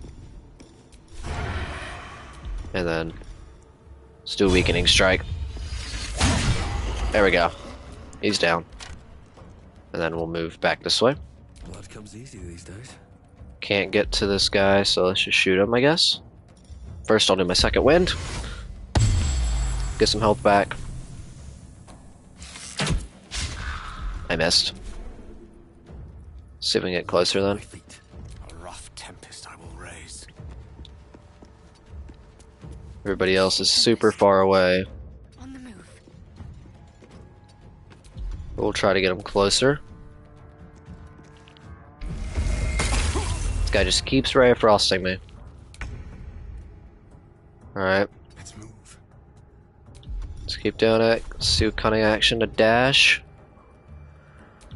Can we get a shot at this angle? No. Okay. Still on my feet. Once again, cannot get much closer to him.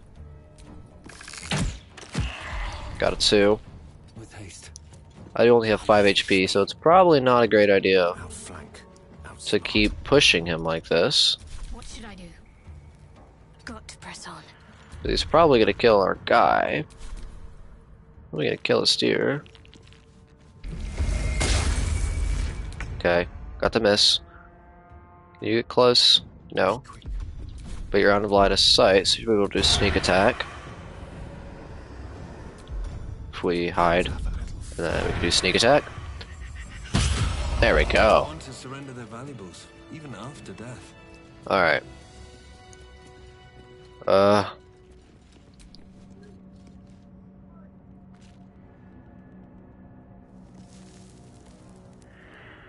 Let's see.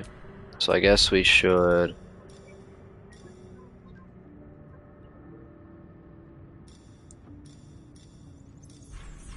We could potion. Use potions. I'm so tired. How do people do this all day? Let's do... I think we're gonna long rest here soon anyway. My faith will guide me. Like after we complete this, so... Let's just do healing word. Take your heal. Do a little bit of healing there. Let's move. And we'll long rest after we complete the rest of this thing.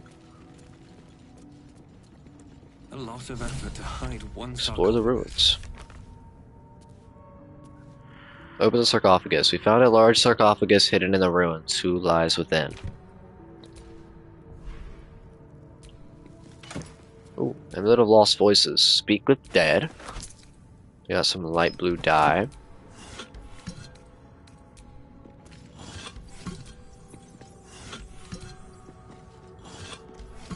Okay. I guess we could go ahead and equip that amulet.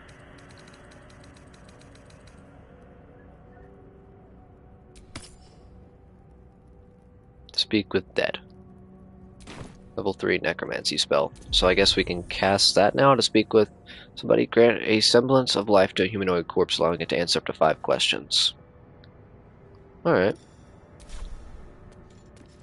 What's the plaque say? Here lies the guardian of tombs. Through knowledge comes atonement. Guess let's open it.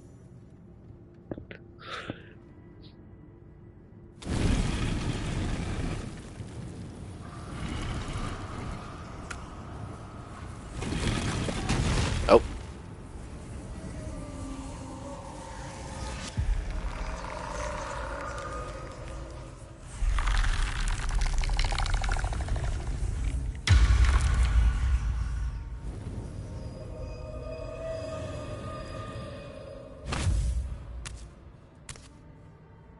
So he has spoken, and so thou standest before me. Right, as always. What a curious way to awaken.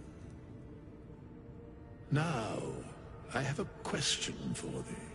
What is the worth of a single mortal's life?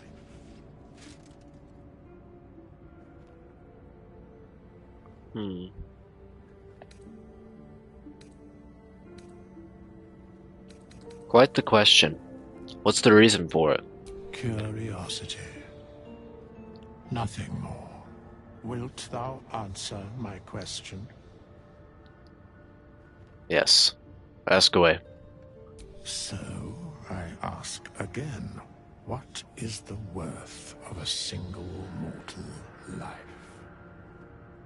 No one life is worth more than any other. We are all equal. That depends on a person's deeds.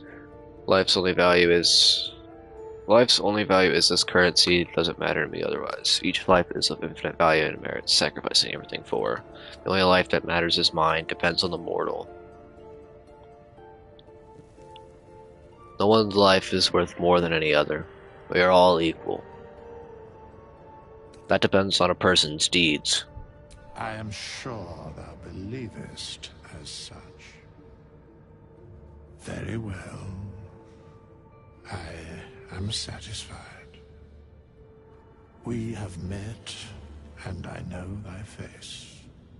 We will see each other again at the proper time and place. Farewell. Okay. Explore the ruins. Talk to the strange figure. A strange figure emerged from one of the sarcophagi we opened. Seems like he has something to say. The strange figure said he would see us again soon. He was probably the ruins' greatest secret, but there's no harm in checking for more valuables. Well, we already checked the whole place out, so I don't really think checking for more valuables will help. But we did find this ladder over here, so maybe that will lead us to more.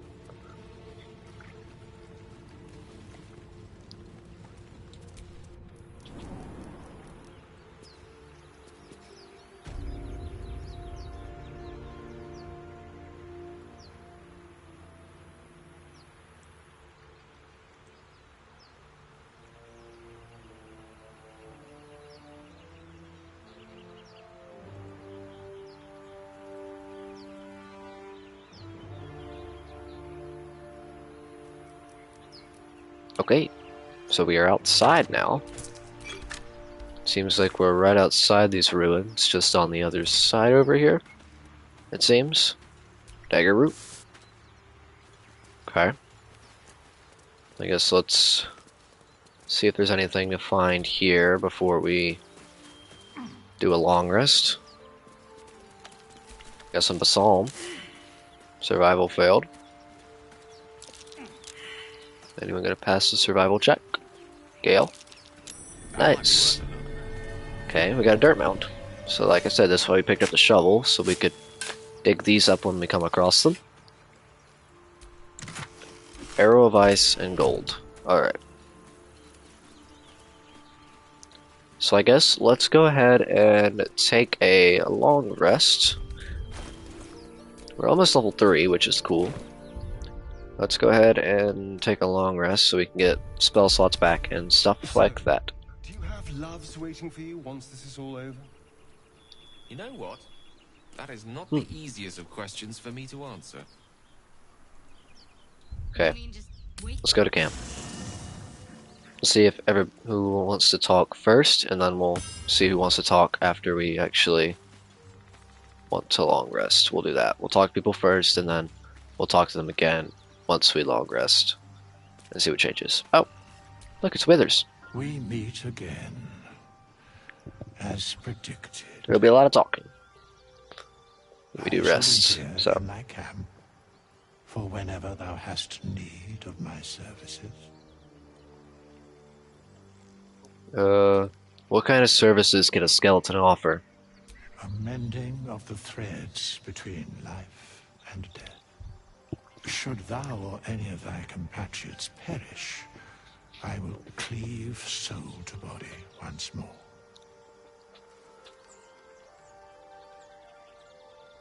That's incredibly powerful magic. Why is it so easy for you? Because it is my calling. There is little else to explain. You mentioned a cost. What is it? A matter of coin.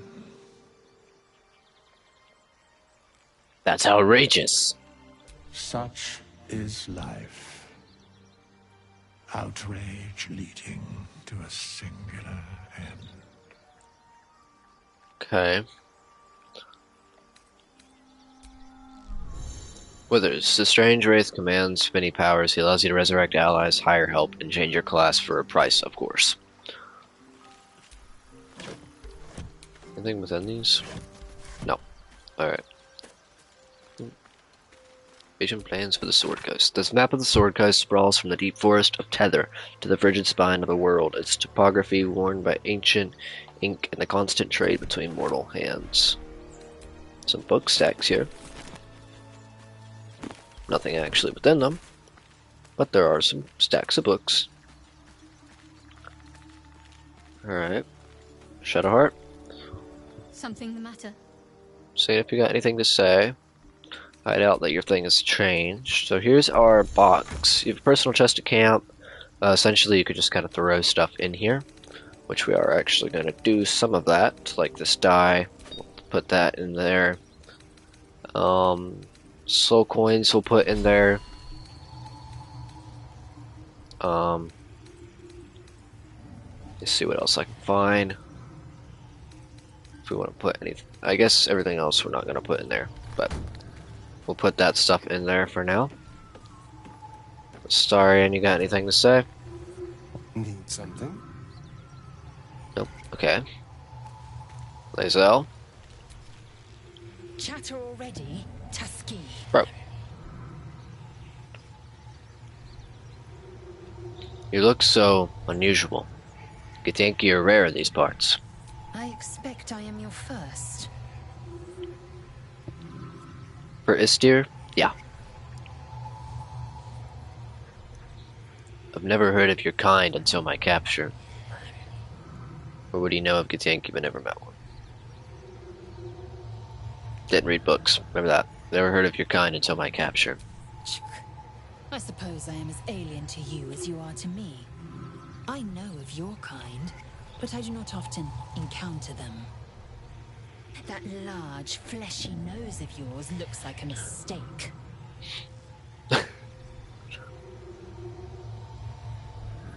Come on now. It isn't that large. Decadent, then. Lacking in economy. Like so much of this world and its undisciplined people. Do you know much about mind flayers? I understand much beyond your comprehension.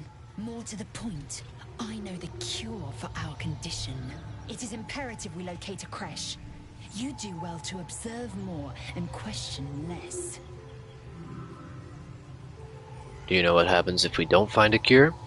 Yes, in great detail. It starts with a fever and memory loss. Then you start to hallucinate. Your hair falls out, and you bleed from every orifice. Your bones will change form. Your jaw will split to allow room for 4 great tentacles. All skin will turn to gore and be shed to reveal new flesh underneath. Then you have ceased to exist, and a mind flayer is born.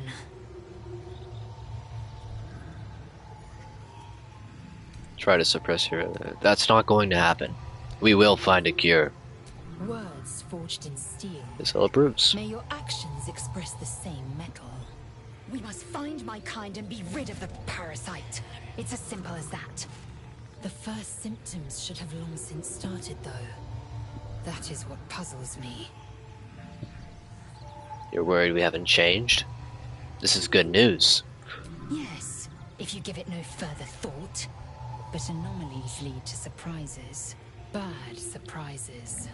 Besides, what hasn't happened may yet come to pass. Okay.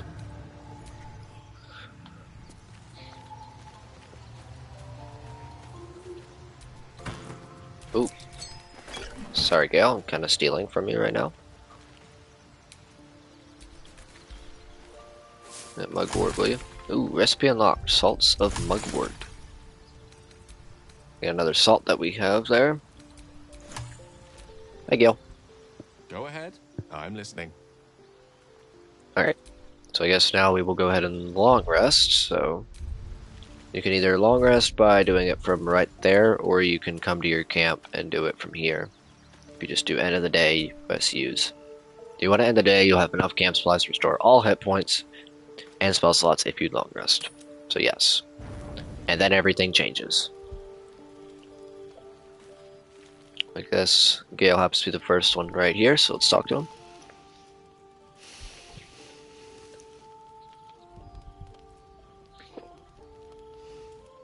Go to hell. And good evening to you too. Ha! You're a good sport. Go to Gale hell. approves.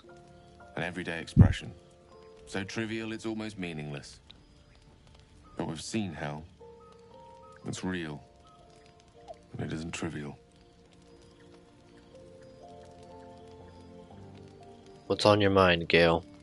Devils, dragons, mind flayers. They used to be abstracts. Pictures on a piece of paper. What a difference a day makes. Now we have tadpoles slithering through our heads like carnivorous feti.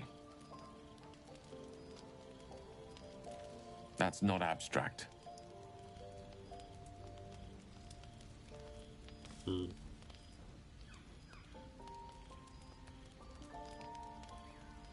Perhaps you should get some rest. This ballet of flames invites reflection. But you're right. Let's be up with the lark. Find a healer before the wee one gets hungry. Alright. Starion. Your magician seems dour tonight. Must not relish the idea of sprouting tentacles. Understandable. Can't say I'm a fan either. It's just hard to join in when all of this feels so new. The night normally means bustling streets, bursting taverns. Curling up in the dirt and resting is, a little novel. Give it a try. We'll need to be fresh tomorrow. I'm in no place to rest yet. Today has been a lot. I need some time to think things through. To process this. You sleep. I'll keep watch.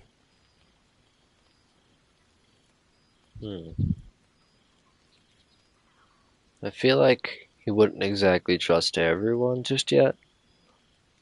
So, we'll both stay up.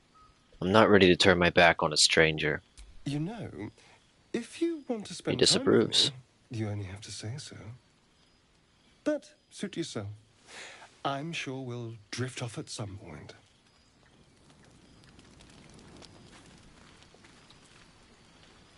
Lae'zel?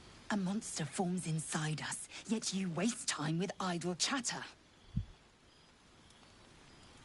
You don't want to talk? Speak.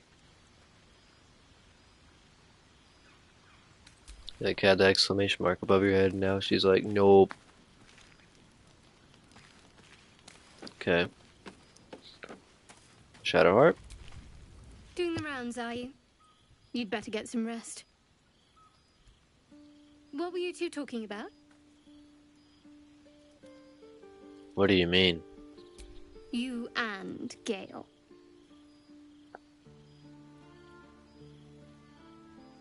We were just discussing the next steps. I see. I'd be careful with Gale.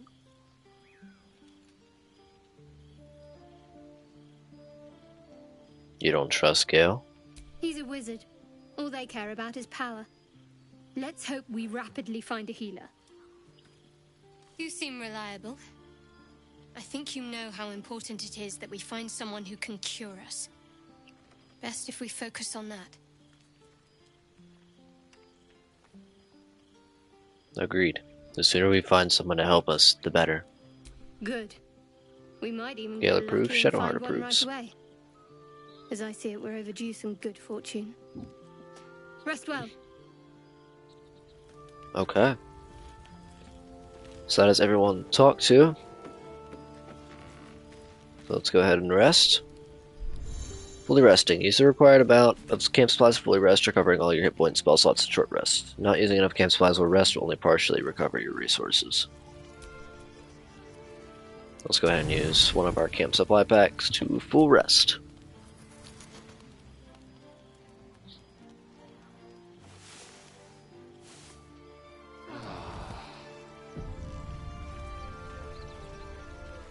Alright.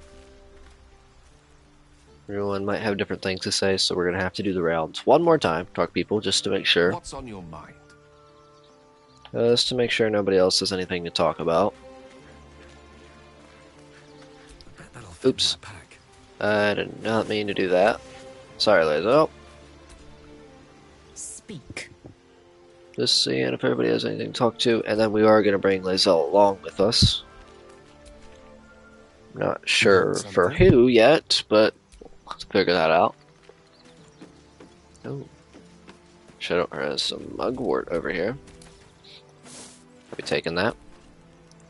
Something the matter? As we can see if her dialogue changed. Fine. What's on your mind? You're not the kind of company I'd Nope. keep. And Okay. I haven't forgotten that. Leave. Alright, so let's firstly, I guess we'll check approval on our party members too, while we're here. So Shadowheart, Whatever it takes. we are at neutral for approval. You can see at the bottom of the right, you can see a steer, and then the approval's the actual word, the right of it, so it's neutral. Astarion is neutral. Gale is neutral. And then Lae'zel we can't see because she's not in our party. Let's get going. Alright. So who should we switch out for Lae'zel? That is the question. Should we do a dice roll? To who we should switch out? I think that could be interesting, don't you think? To see who goes and who stays. Should we do that? Or should we just choose one? Let's do a dice roll. Let's do a dice roll. But right now we'll do a dice roll. Let's see. We'll do a D4 and then they're labeled as you see 1, 2, and 3. If we get a 4, then we just reroll. D4. It's a 1. So Shadowheart leaves. Lae'zel joins, which is going to be very interesting because Shadowheart is currently our only healer. So, Speak. it'll be very intriguing to have no healer. But we want to bring Lae'zel along. We don't want to just have the same companions every time. I want to, bring them in and out and figure all that out. I'd like you to join me. You're full up. Dismiss someone first. Take Shadowheart's place. Good. Our victory is most certain. There we go. And we can go ahead and level her up as well. Eager for battle.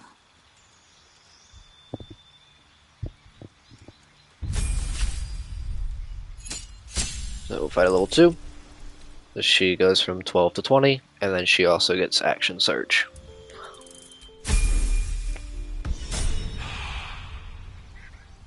Alright.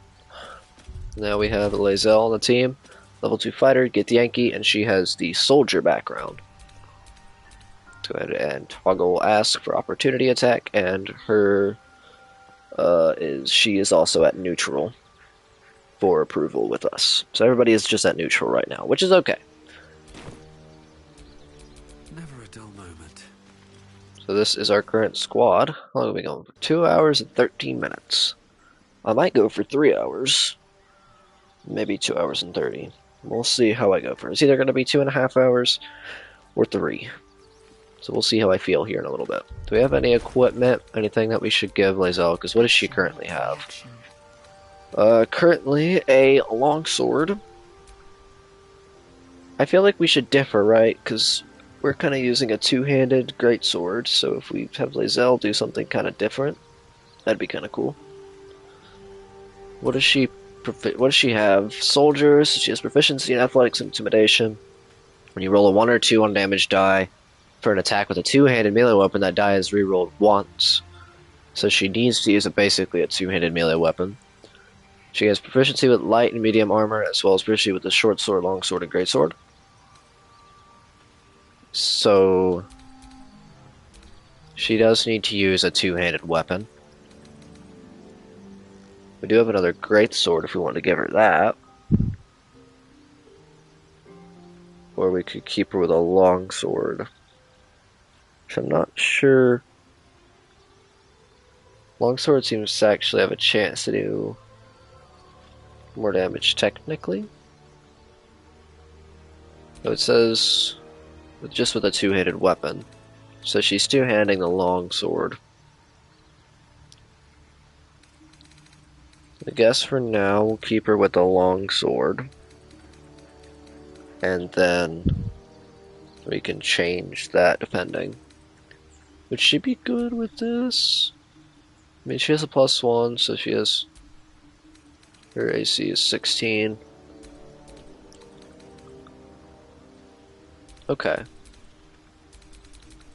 She has a 15, and then she has +1 because of her AC, of her dex bonus. Okay. I think this is we're doing pretty well here. Pretty solid. Still breathing. Alright. Despite everything. Let's see, can we craft anything? Nope. So I guess we are ready to leave camp. So, you know about and continue. these parasites. Will we survive them? Only if my people extract them. The only other cure is the blade. So let's continue. Okay. Wonderful.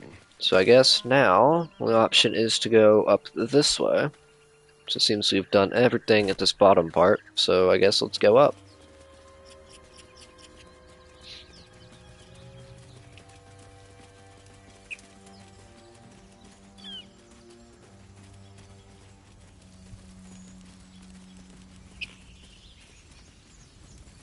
Doodly doodly doo.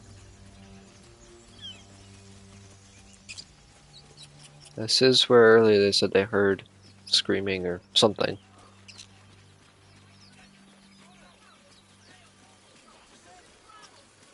Oh, there's people up here. Open the bloody gate! Nobody gets in! Zevlor's orders! That pack of goblins will be on us any second! What's going on? Goblins are on our tail! Open the gates, Zevlor, now! You let goblins here? Where is the druid? Great question. Please, there's no time!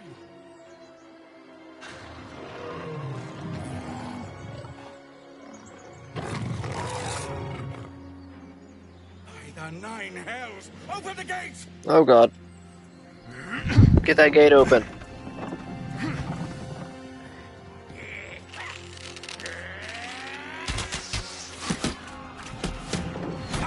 Oh, yeah, that gate's not opening. No, they lost a soldier. Oh boy.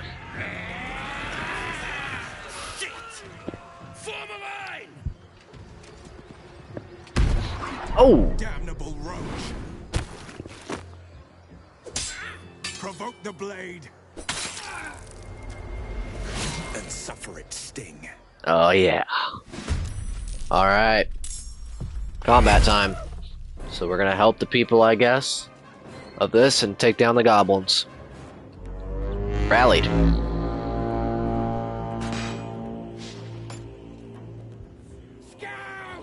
Get to the high ground! It's quite a few enemies to take down.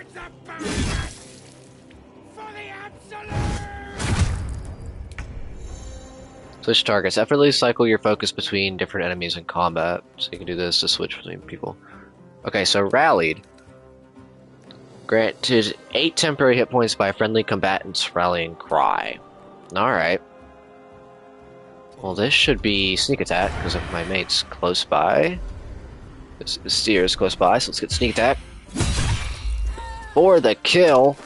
Go ahead and loot the body of Starion. Thank you. Okay, let's get you over here.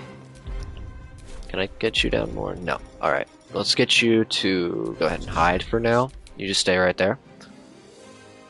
Alright, Lae'zel. Go, go, go, go. So you can swing on this guy. Alright, go ahead. Another one down. Loot his body. Can you get down anymore? No. Okay, so you're stuck there. We got 2 down. Hold yourself together, man. And woman.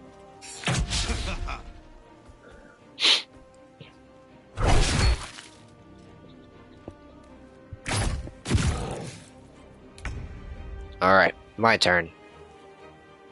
Alright, so let's try to get down to the fight as much as we can here.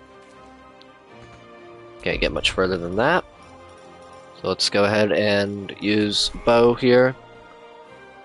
We got this guy, we got 7. How much HP does everyone have there? We have disadvantage because he's outside our normal range. Just like this one. Let's still go for it. 56%.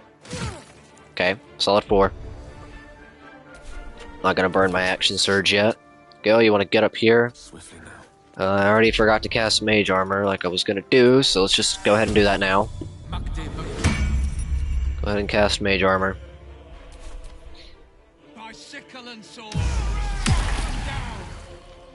Nice, Will. Okay. Trying to put grease on us. Ooh, he's got action surge. Nice. Nice shot. I'll bleed every last one of you!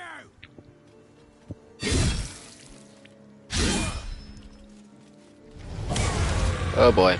What does that do? Reckless War Cry. Strength is increased by 3 while armor class is decreased by 1. Alright.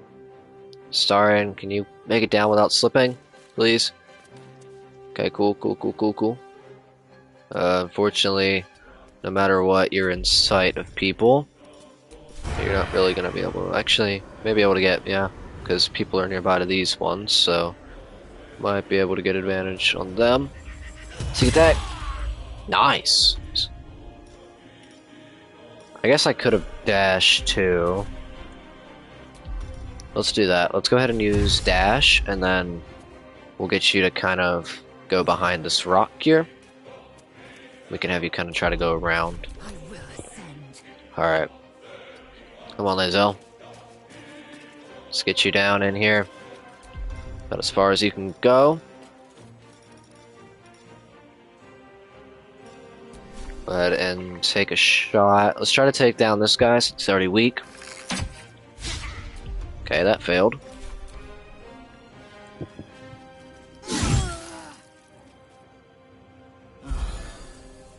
Okay.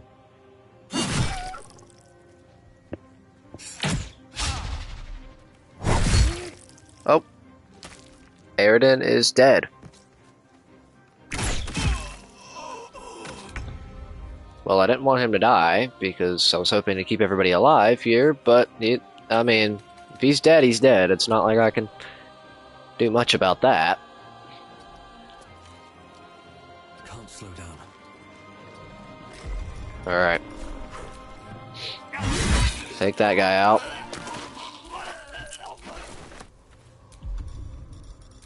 May the dice roll in my favor. Gale, you want to just try to hit something. Come on. There we go. Oh, we got level up. Nice. Okay, so we can level up after this. Gale, you want to see, maybe? See if you can jump down here. Just so you don't have to slip. Get you at a good angle.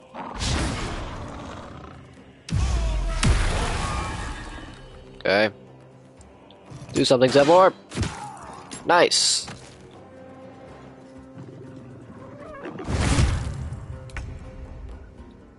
Okay. If I go right here, I can use hide. And then should be able to get a sneak attack. Go for the warg. Got it. Now we just gotta deal with the bugbear. And then just move as close as you can now. Time to strike. Lae'zel, let's get you as close as possible there. And then we'll just... you can't do... Oh, you can rush attack. Nice. There we go.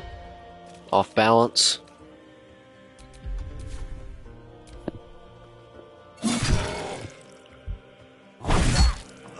Oh, that's another Mandad. Who died there?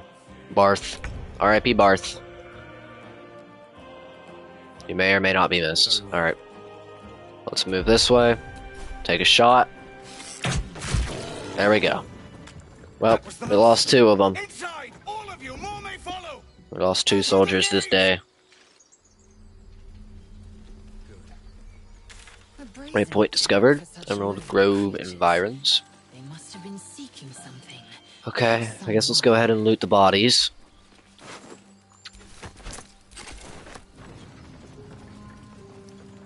Well, we lost two soldiers, so that sucks a little bit, but, you know, sacrifices have to be made sometimes.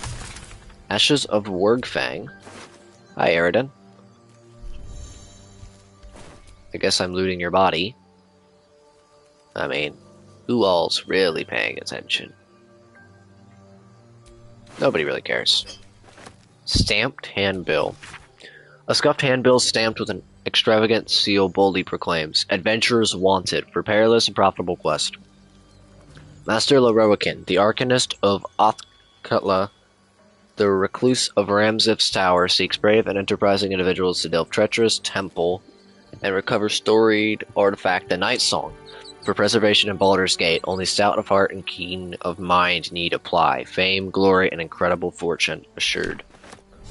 Find the Night Song. Aridin's key, scale mail, and a great club. Okay. Guess we should go ahead and check our objectives, right? So find the Night Song. Investigate the temple ruins. A wizard in Baldur's Gate is offering a huge sum of money to anyone who brings him the Night Song. Find a cure. We found people taking refuge in a grove. We should explore it. There might be a healer inside. Okay, so we got an objective way over here now to investigate the temple ruins. Gold skull. Gloves of power. On a hit with a weapon attack, possibly inflict a minus 1d4 penalty to the target's attack rolls and saving throws, and sleight of hand +1. Okay, let's go ahead and put those on. And then we can give these gloves to anybody else. They don't really have a bonus, so let's just do Astarion, since he's kind of next in our line. Give him some gloves.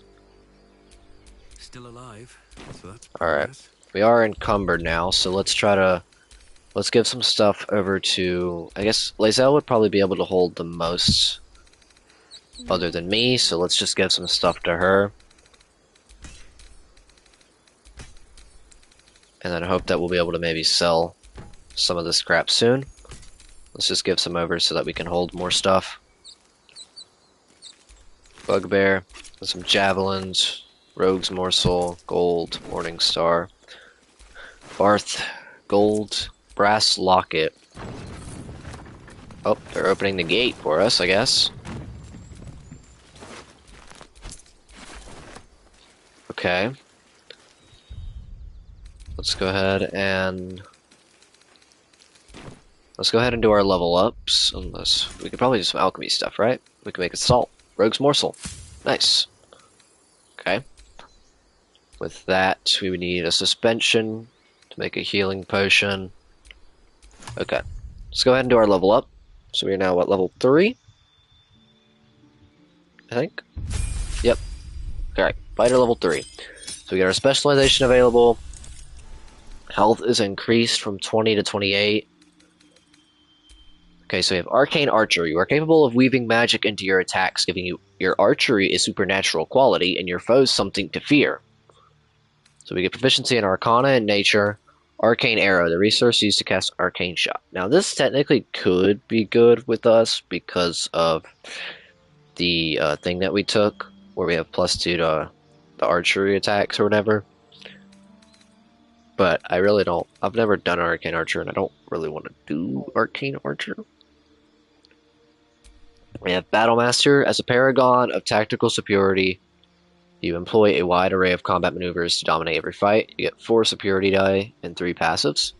Champion. You approach the complex problems posed by combat with one distinctly effective solution. You hit those problems really quite hard. That gives us improved critical hit. The number you need to roll a critical hit while attacking is reduced by 1. This effect can stack.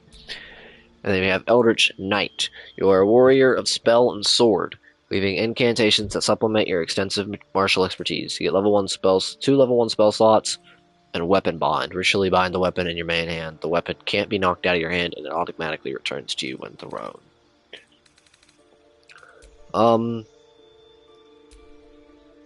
I feel like we should do either Battlemaster or Champion.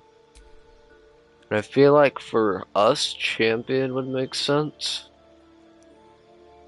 Essentially because if you think about our backstory of Istir training with the royal guard of his town, I feel like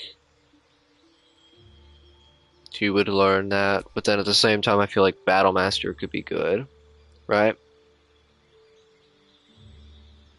But I think we want to hit hard with Istir, so I think Champion would be a good idea.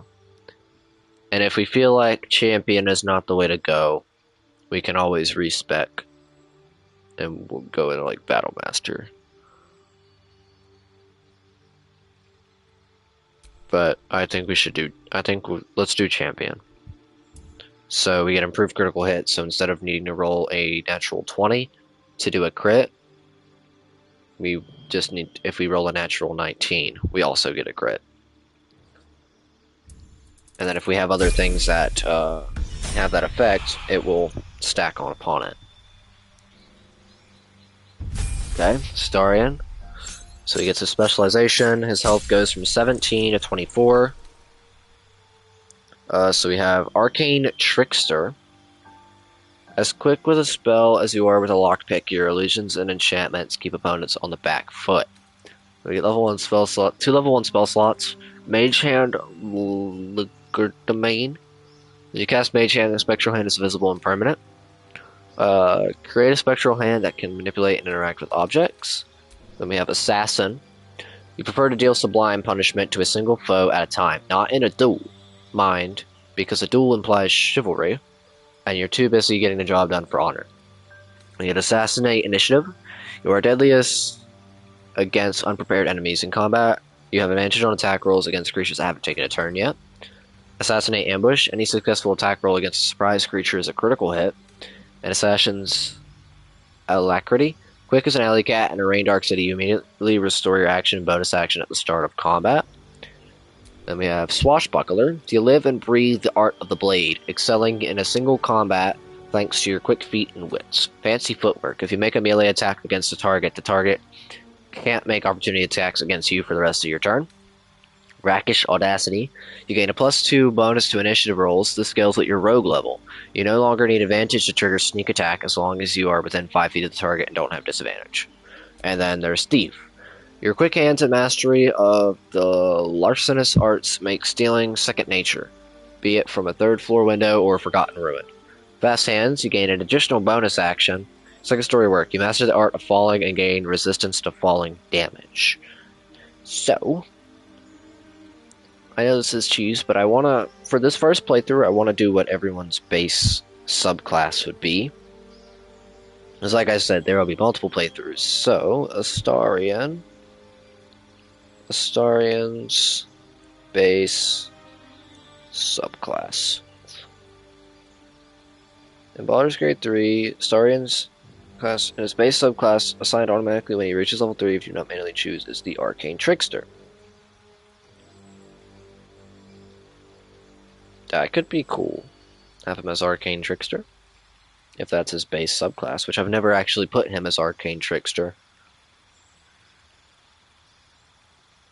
So that could actually be, pretty cool. So, that is his base subclass, is Arcane Trickster. So we're going to put him in Arcane Trickster.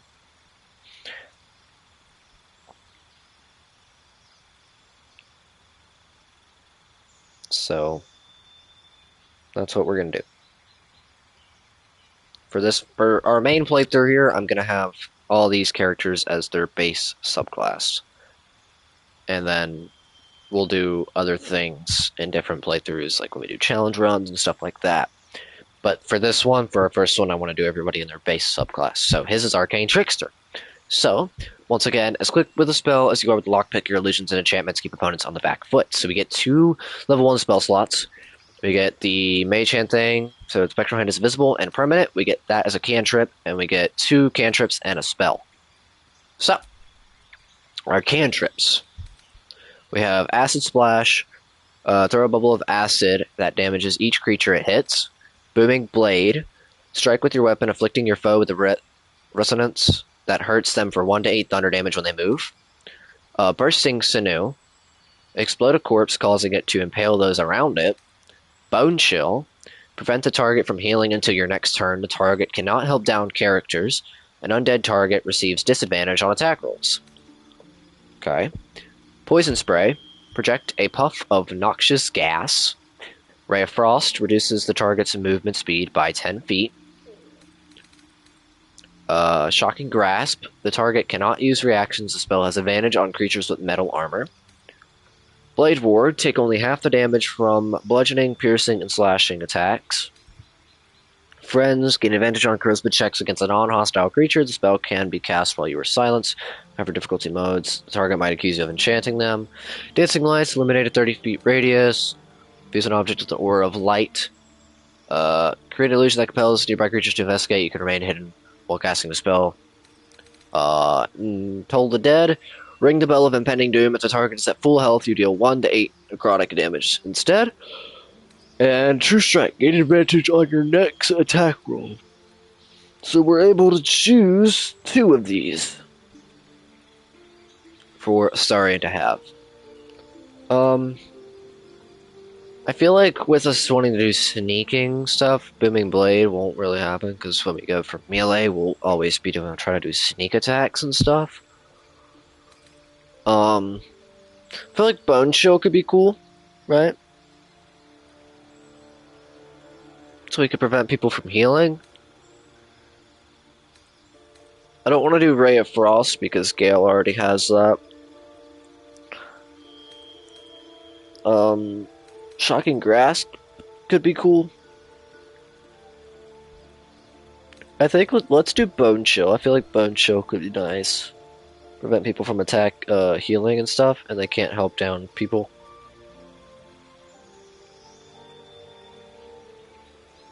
Which I don't see how that would help anyway.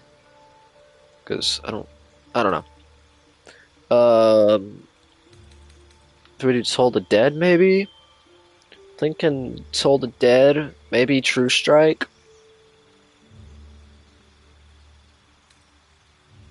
Or Blade Ward. So give him like something he can attack with and something he can use for like defense or status. I feel like it could be cool. Nah, Blade Ward would last for 2 turns. I feel like we should have him maybe on attacking instead of more of status. Poison Spray could be cool too. Well, what's his like highest of this stuff? Because does it all go to intelligence? Like, would all of these be intelligence to cast, or is there some that are like charisma? They're all intelligence, which is intelligence is a 13. So it doesn't really matter which one we choose.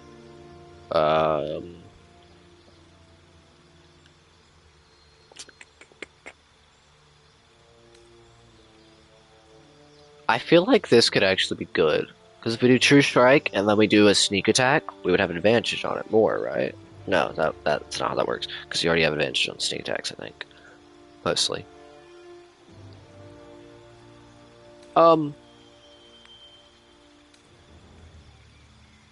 Let's just do True Strike. If it's bad, I think you can change out cantrips when you level up, so you can like trade cantrips for one. So we'll do that. Spells. So it's Charm Person, Color Spray, Disguise Self, Tasha's Hideous Laughter, or Sleep. Leave a creature prone with laughter without the ability to get up. Creature must have an intelligence of 5 or more. The target trying to shake off the effect each time it takes damage. I feel like Sleep could be nice. That or this one. Let's do Sleep. Sleep could be good. We can put people to sleep and then focus on certain targets over the ones that are, sleeping to buy us time. And we could blind people, right?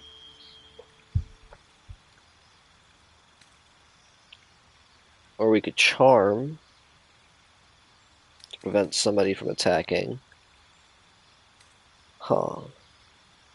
Let's do Tasha's Hideous Laughter and Sleep, and we'll try to make those work and hope we can figure it out if they don't work. Oh, you can add a wizard spell of your choice to your spellcasting repertoire.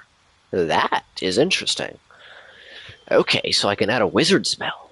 Ooh, what do we want?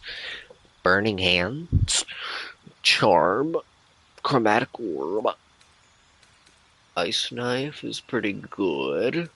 Magic Missile. Shield could be good.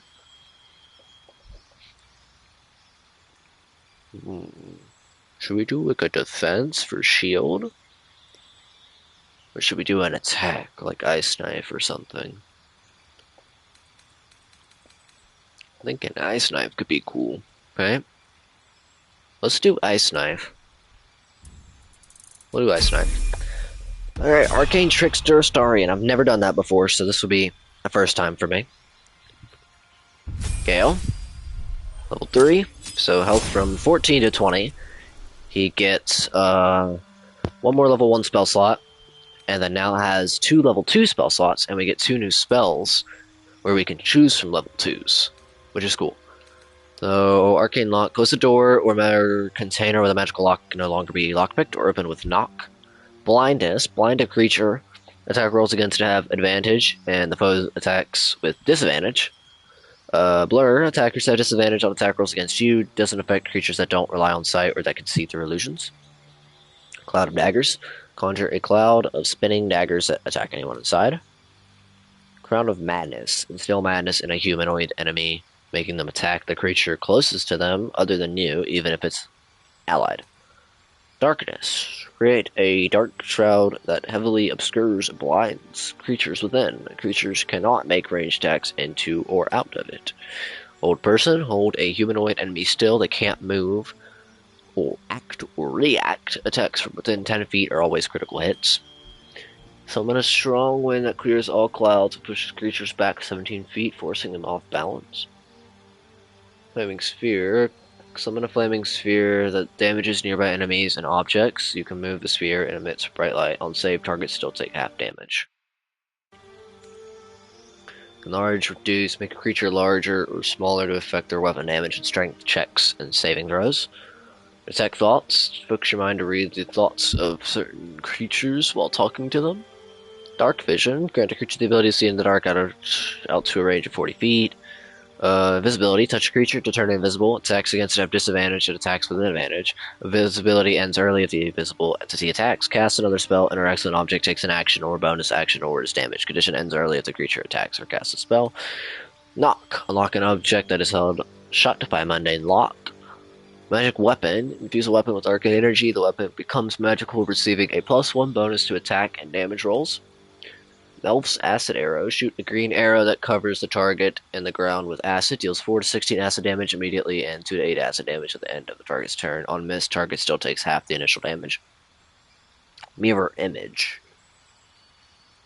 This is a lot to read. Create 3 illusory duplicates of yourself that distract attackers. Each duplicate increases your armor class by 3. Whenever you successfully evade an attack, one of the duplicates disappears. Misty Step. Surrounded by a silver mist, you teleport to an occupied space you can see. Shatter. Damages all nearby creatures and objects. Creatures made of inorganic materials such as stone have disadvantage on their saving throws. On save, targets still take half damage. Shadow Blade. Weave a shadowy short sword in your hand that deals 2 to 16 psychic damage. When you use the sword to attack a target that is in dim light or darkness, you make the attack roll with advantage. The Shadow Blade can be unequipped and equipped again, but must remain on the spellcaster's person. See Invisibility. Become able to see invisible creatures and possibly reveal them to others. Scorching Ray. Hurl 3 rays of fire. Each ray deals 2 to 12 fire damage. Ray of Enfeeblement. Weaken a foe. They deal half damage with weapon attacks using strength. Phantasmal Force. Deal damage to a creature each turn. At the start of its turn, it takes psychic damage. Each subsequent time it takes damage, the damage type of Phantasmal Force changes to match that damage type. Web. Cover an area in a thick, flammable webbing that slows creatures within and possibly enwebs them. Okay. I think Scorching Ray would be cool, right? That could be cool.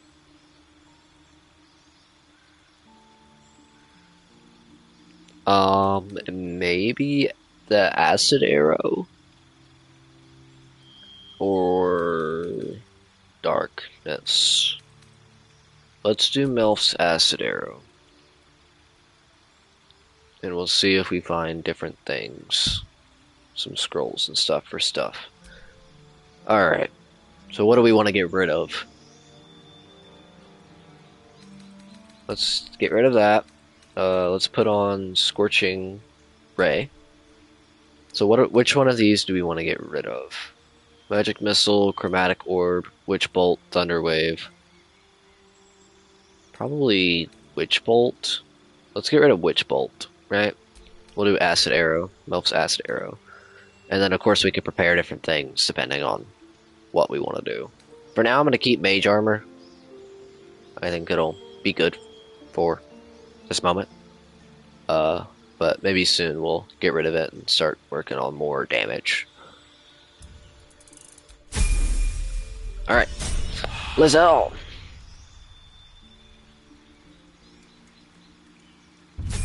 Level 3. Specialization, health from 20 to 28. Score to die is 4 and gain 3 passives. Another reason I also chose Champion is because I was thinking that her subclass was Battle Master as a base, so I didn't want to have 2 Battle Masters ideally. But I'm okay with having our guy on Champion because hitting hard is always good. And half the time I forget to do maneuvers anyway. So, nope. As a paragon of tactical superiority, you employ a wide array of combat maneuvers to dominate every fight. So 4 superiority dice and 3 passives. So these are maneuvers. Commander Strike.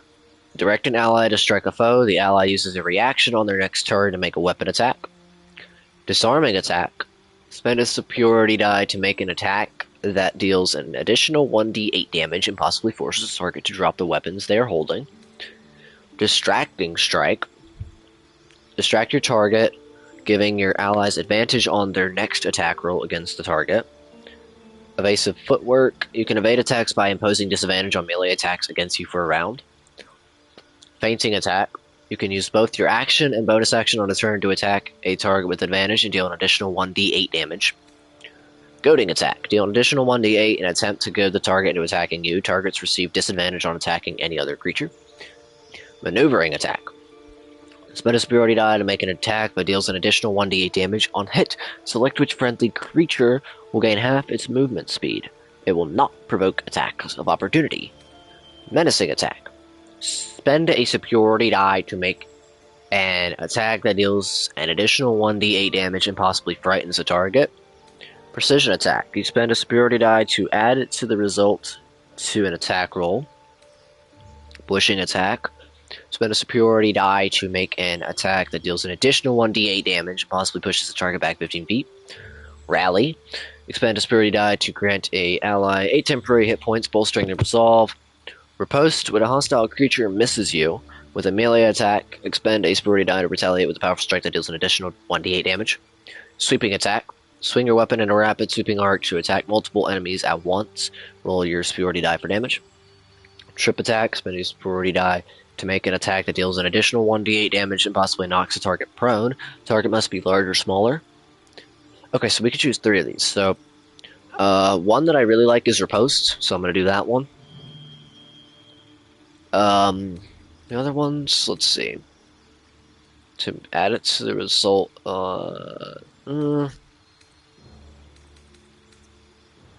I like Disarming Attack. That one's usually pretty good. Maneuvering. On hit, select with friendly creature will gain half its movement speed. Okay, I like that one. Let's do that. Other than that, I don't know which one we should do. Probably Disarming. Let's do Doing it less advantage on the next attack roll. Actually, Distracting Strike could be nice. Let's do Disarming Attack. Let's do that. And then she gets, because of her Githyanki, she gets Githyanki Psionics Jump. So she's able to triple a creature's jumping distance. Which is pretty cool. Alright. Let's go. We got about 10 minutes left until 3 hours, which is where I'm going to wrap it up. So let's see what else we can get done within 10 minutes.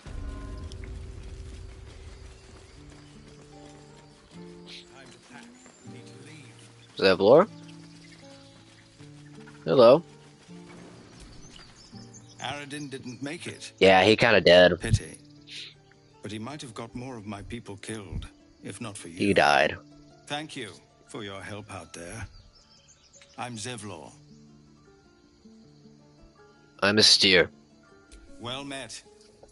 I should warn you, visitors are no longer welcome in this grove. Whatever your business, I'd see to it quickly. The druids are forcing everyone out. This attack will only strengthen their resolve. Why are they forcing you out? There have been several attacks by different monsters. The druids blame us outsiders for drawing them here. Nobody's welcome anymore. They've started a ritual to cut the grove off from the world outside. We can't stay, but we'll be slaughtered if we leave. We're no fighters. This ritual. Is there no way to convince the druids to stop it? I've tried. Korga, their new first druid, won't even see me. You, though?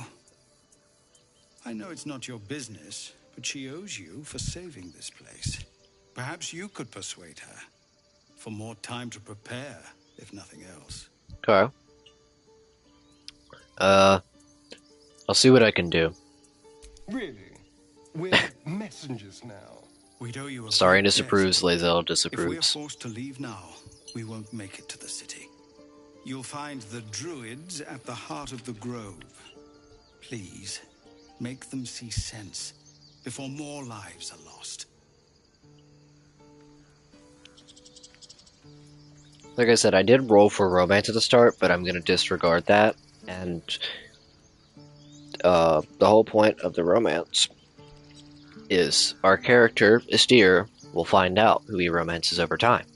Whoever he grows attracted to, and who maybe fits his liking. So, over time, we will see who Istir grows towards. That encumbered me. Okay. Lae'zel, can you take more of my weapons, please? Take more of this scrap. Alright, let's go up this way. I'm trying not to go over the 3 hours, but I am genuinely having like a good time with this. But I don't want to make these parts like super long, so you guys don't have to sit through all of it, you know? Aradin's back with his tail between his legs. I'm glad for your help, but I'd hoped you were Halsin. Sounds like you crossed paths with Aradin before. Yeah, when he ran off with the druid that saved our hides the first time. Without Halsin, this grove's not so friendly, I'll tell you that. Who the heck? Okay.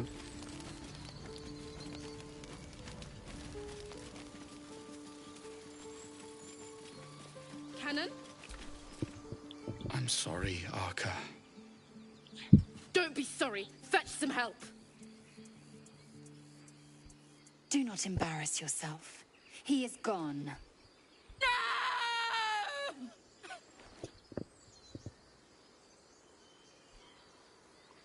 You need to avenge this. Spill some goblin blood. They'll slaughter us if we leave. There's nothing we can do. They're slaughtering us now! Lae'zel approves. Someone's going to pay for this. Arca, no! Wait! What are you doing? Oh.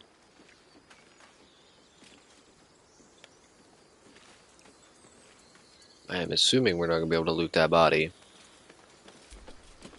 Glad you made it inside. Doubt we'll be safe here for long, though. There'll be more coming. Goblins hunt in packs. Let them come. This position favors the defender. You think? That's something, at least.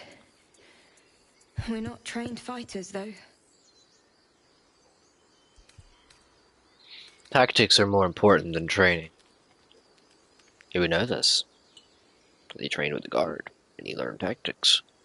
I'm guessing you have plenty of both. Be nice if I could say the same for myself. It'd be even nicer if we were on the road to Baldur's Gate already. How far are we from the city? If the road was clear, 10 days walk maybe? But while the goblins are out there, it might as well be the other side of the world. Right. Being watched. Talked to you, didn't we? Happening. He was joking about. I don't think we've talked to you. Not now. Please. Okay. Not now. I hear you.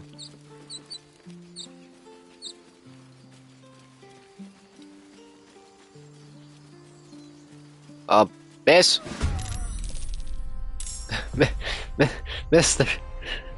There's a bugbear trying to kill you. Alright. We know what to do. Try to get out of line of sight. I feel like I'm not going to be able to hit it if I crouch down. But let's find out. We also do have spells, so keep that in mind. Okay. Cunning action. Hide. Yep. I knew it. Oh, there we go. Okay. Oh, 17! Nice, Astarion! Got surprise on him. Run! Run for your life! Stay up there, I'll deal with this monstrosity. And move. Okay, I missed. Maybe I won't deal with this monstrosity.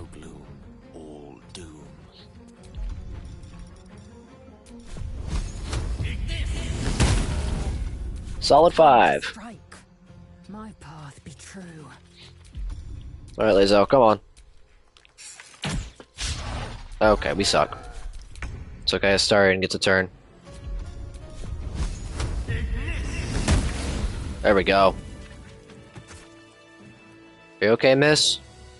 I'm gonna loot this guy's body really quick. Poison, Rogue's Morsel, Gold, Morningstar. Are you okay? You have good timing. Never been much of a fighter, so wrestling a bugbear would have gone poorly. Right. But you're not here for heroics, are you? Not really. Avernus's stench is all over Oh. your skin. Let me guess. Your devil mistress sent you to get her soul coin back. Too bad. I earned it, fair and square. You have a soul coin? You got me. Hand the coin over and I'll be on my way.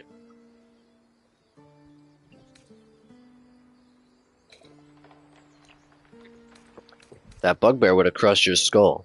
This is the thanks I get? Why, thank you, dread slayer of bugbears. You shall live forever in my memory. Now take my regards back to that pouting Irenes and leave me alone. I promise I'm not working for that devil. Then our interests barely intersect. I'm sure there are other bugbears to kill. Best of luck finding them. Okay. Alright. What now? Oh, we can interact with the telescope. Peer through the telescope. What the heck?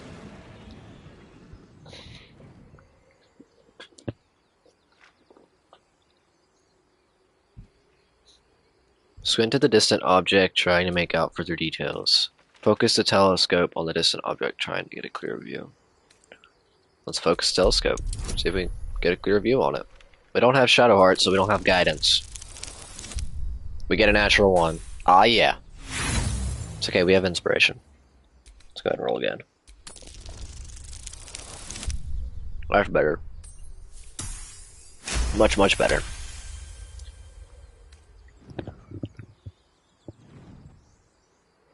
Was that a dragon? You see a dragon Whoa! circling like a bird of prey. Hunting. Move the telescope to the left. The telescope points to the left.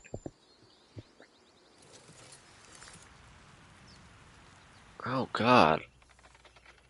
Okay, move the telescope to the right. Points straight ahead.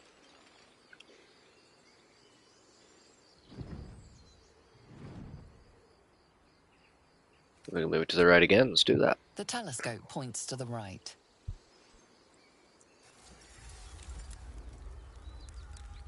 Oh, whoa! What the heck's going on there? Alright. Well, we are at 3 hours now, so this would be a good point to go ahead and wrap up this part of the Baldur's Gate 3 series. Walkthrough? Let's play? I don't know. Thank you all so much for watching. I hope you guys did enjoy.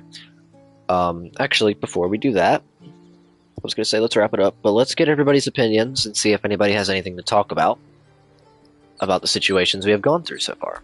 So let's see.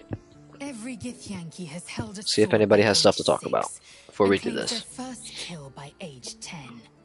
Yet these tieflings claim barely a single warrior among them. It's a wonder they've survived even this long. Okay. Starion, what do you have to say? Well, this seems like a lovely little spot.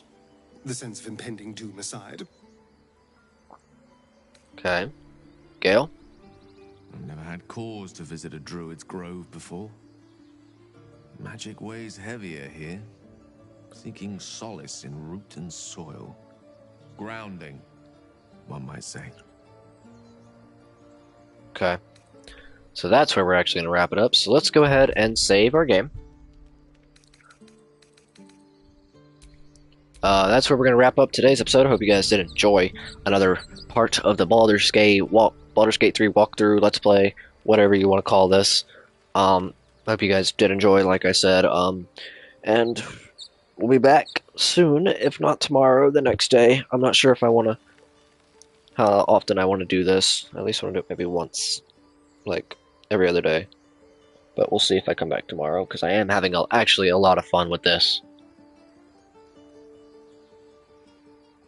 And doing this for y'all. So I hope you all did enjoy. And we will be back sometime soon, hopefully. You know, keep an eye out for other videos and stuff that might be coming soon, as well as the rest of the series. And with that, I hope you all have a fantastic rest of your day. Enjoy your lives, do your things. And we will be back to continue our journey into the Emerald Grove. Next time, looking for a healer to cure us of this parasite.